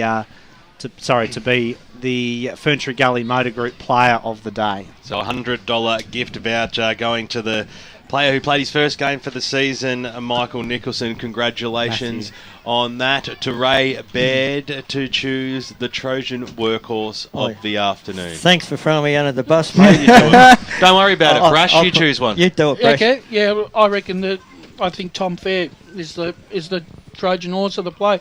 four-quarter performance, he was second best on the ground. He was easily the second. He could have been best, but he'll get the Trojan. By one vote. He's the Trojan, mate. Okay, so Nicholson, the player of the day, and Tom Fair, the skipper, taking home the Trojan toolkit filled to the brim with lots of tools. Will Taylor has been putting down all these final scores, and we're dying to hear them. He's got the headset on. He's ready to go. Let's start with Division 4. Yeah, let's do that. And well, of course, Sylvan today won by 47 points over Kilsyth today. Venture Galley by 105 points over Surrey Park today. So yeah, they put on the pedals in the last in the second half. 16 goals to 4 in the second half made that difference there. Let's go to Division 3 now. It was Heathmont over Glen Waverley Hawks by 55 points. Mitcham by 37 over Baronia. The Basin by 73 points over the White Horse Pioneers. And Templestowe by 39 points over Upper Ferntree Gully. So in Division 2, it was Croydon by 40 points over Doncaster. East Baird kicked 6 goals to 0 in the last quarter, but wasn't enough as Bayswater defeated East Baird by 7 points, and Mulgrave snuck home to a 6-point win over Moorbark. In Division 1 today, it was Montrose by 10 points over East Ringwood. East Ringwood kicked 6 goals to none in the last quarter, but wasn't enough. Bourne by 52 points over Lurdale. Norwood kicked 8 goals to 0 in the last quarter to defeat Rowell by 93 points. Blackburn defeat Scoresby by 109. It was South Croydon kicking 9 goals to 7 in the last quarter, defeating them by 90 points. And Vermont defeated Noble Park by 40 points on the back of the 8 goals to 5 final quarter. Makes Wayne Brasher a very happy man, and no doubt Barry Cott's in the studio as well. So if you missed some of those scores, or you'd like to hear some terrific around the ground reports, stay tuned on 98.1 Radio Eastern right throughout the next hour as we have the BGC Bayswater Post Match show. Really looking forward to that one, as we were looking forward to coming out here today to Domini Reserve, a great place, as we've said all day, a great crowd, a great game, and great teams going at it in a great derby. Brad Henderson, everything about the day has been fantastic, and we couldn't have asked for anything better. Yeah, no, it has been great. BWS, as you mentioned, we've got a great spot to watch the football from today. What a crowd it was as well. What a vocal and enthusiastic crowd that turned out. And it really was a game befitting the top two on the ladder. Sometimes when you get a game, two undefeated sides and they're the top two on the ladder, you go in with big expectations and, sometimes come away disappointed, or one side's heaps better than the other. But today, both sides showed that they are, genuine flag contenders in Division 4 this year, and really put on a terrific show. And it wasn't a overly defensive game. It was plenty of goals, lots of highlights. Great game of footy to come out and watch on a lovely day. And speaking of great crowds, there's a big one expected out at the Vets game tomorrow between South Croydon and South Belgrave as the Doggies unveil the Premiership flag. Yeah, that's happening tomorrow, and the Premiership flag being unfurled, so get out to that one if you haven't got anywhere else to be. There's no AFL on one game of AFL on in Melbourne in the late afternoon, but otherwise, not even I'm going to go to that one. The Saints afternoon's game. Wide open. Go down and check out some quality Vets football. But it's time to start wrapping things up here in the caravan. It's been a fantastic day, and great to have the two Tims on the boundary line. Thanks to Akira Urgent Care, to the debutant Tim Cotton, mate. Hope you enjoyed it down there. You got brought in on a ripper day and a ripper game too. So we appreciate your efforts and look forward to hearing you again soon. You're not going to talk? No, it's okay. Well, he just gave me the old nod of approval. So nothing like finishing on a high note, is there? And of course, Tim Morgan, he knows how it's done here. Great to have you back on the team again, mate, and we'll certainly have you back on board very shortly. Yeah, and Park Orchards have thrown the challenge down to where we go next, because those free burgers were delicious. So whichever club we turn up to next, you've got burgers and Mars bars to beat. And a Kit Kat as well. Yeah, it's Steve Harrington and the team out here have certainly looked after the boys today, and a man who certainly destroyed it in 1 or 2 gulps was Grant Soupy Campbell. Thanks for coming on board again today, mate. Will we be graced with your presence on EFL Sunday in the morning? Oh, it's dependent on whether burgers will be provided or not. So, what if I bring you in a bacon and egg McMuffin? Will that sell you? No, we'll have to negotiate after today. Great advertisement for Division 4 football today, though. What a game we saw, and I used to think I was the curse for the one-sided matches. Well, Dyson Baker's not here today, so he's got the curse now. For the next game is one-sided. He's taken the mantle. A man who's certainly not cursed is Wayne Brasher. Thanks for your special comments right throughout the afternoon, Brash. BWS, it's been a pleasure, and once again, it's just been great fun being with all my friends on EFL Game Day. I don't know if he's being serious there, or I don't know which way to read that. But what does he want? Actually, just before we go, BWS, I reckon Park Orchards would have taken a lot more out of this game this week than their previous 2 big margin wins. Oh, there's absolutely no doubt about that.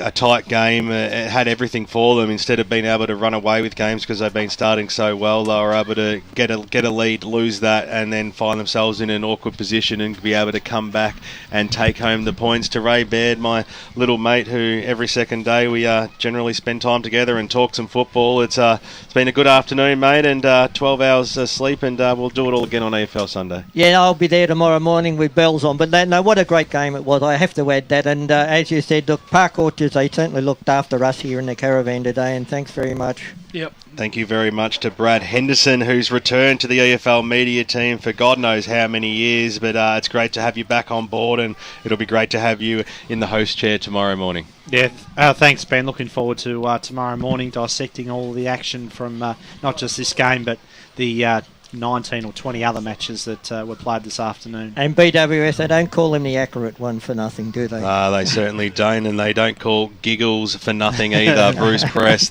from the Loft Productions, he had the Christmas tree lights up and everything. He does everything in his power to make sure that we go to air, and he does a fantastic job. So thank you, old parched one, Brucey, and of course thank you to Barry Kotz in the Radio Eastern studios as well, because he's not finished yet. He goes right through till 6 p.m. and we're going to cross back to him very shortly, but before we do, we're going to thank Will Taylor, because he's been working feverishly around the grounds all day. I had not forgotten him, and we look forward to him back on the huddle with his curly tips next week. But in the meantime, it's time for the BGC Bayswater Post Match Show. If you plan to be cremated when you die, where would you like your ashes? Good stuff, guys, on the boundary. I thought I was really good today. Lots of input. It was good. I thought I was Yeah, no. It's all good, mate. It's all good. He got that round. He got work.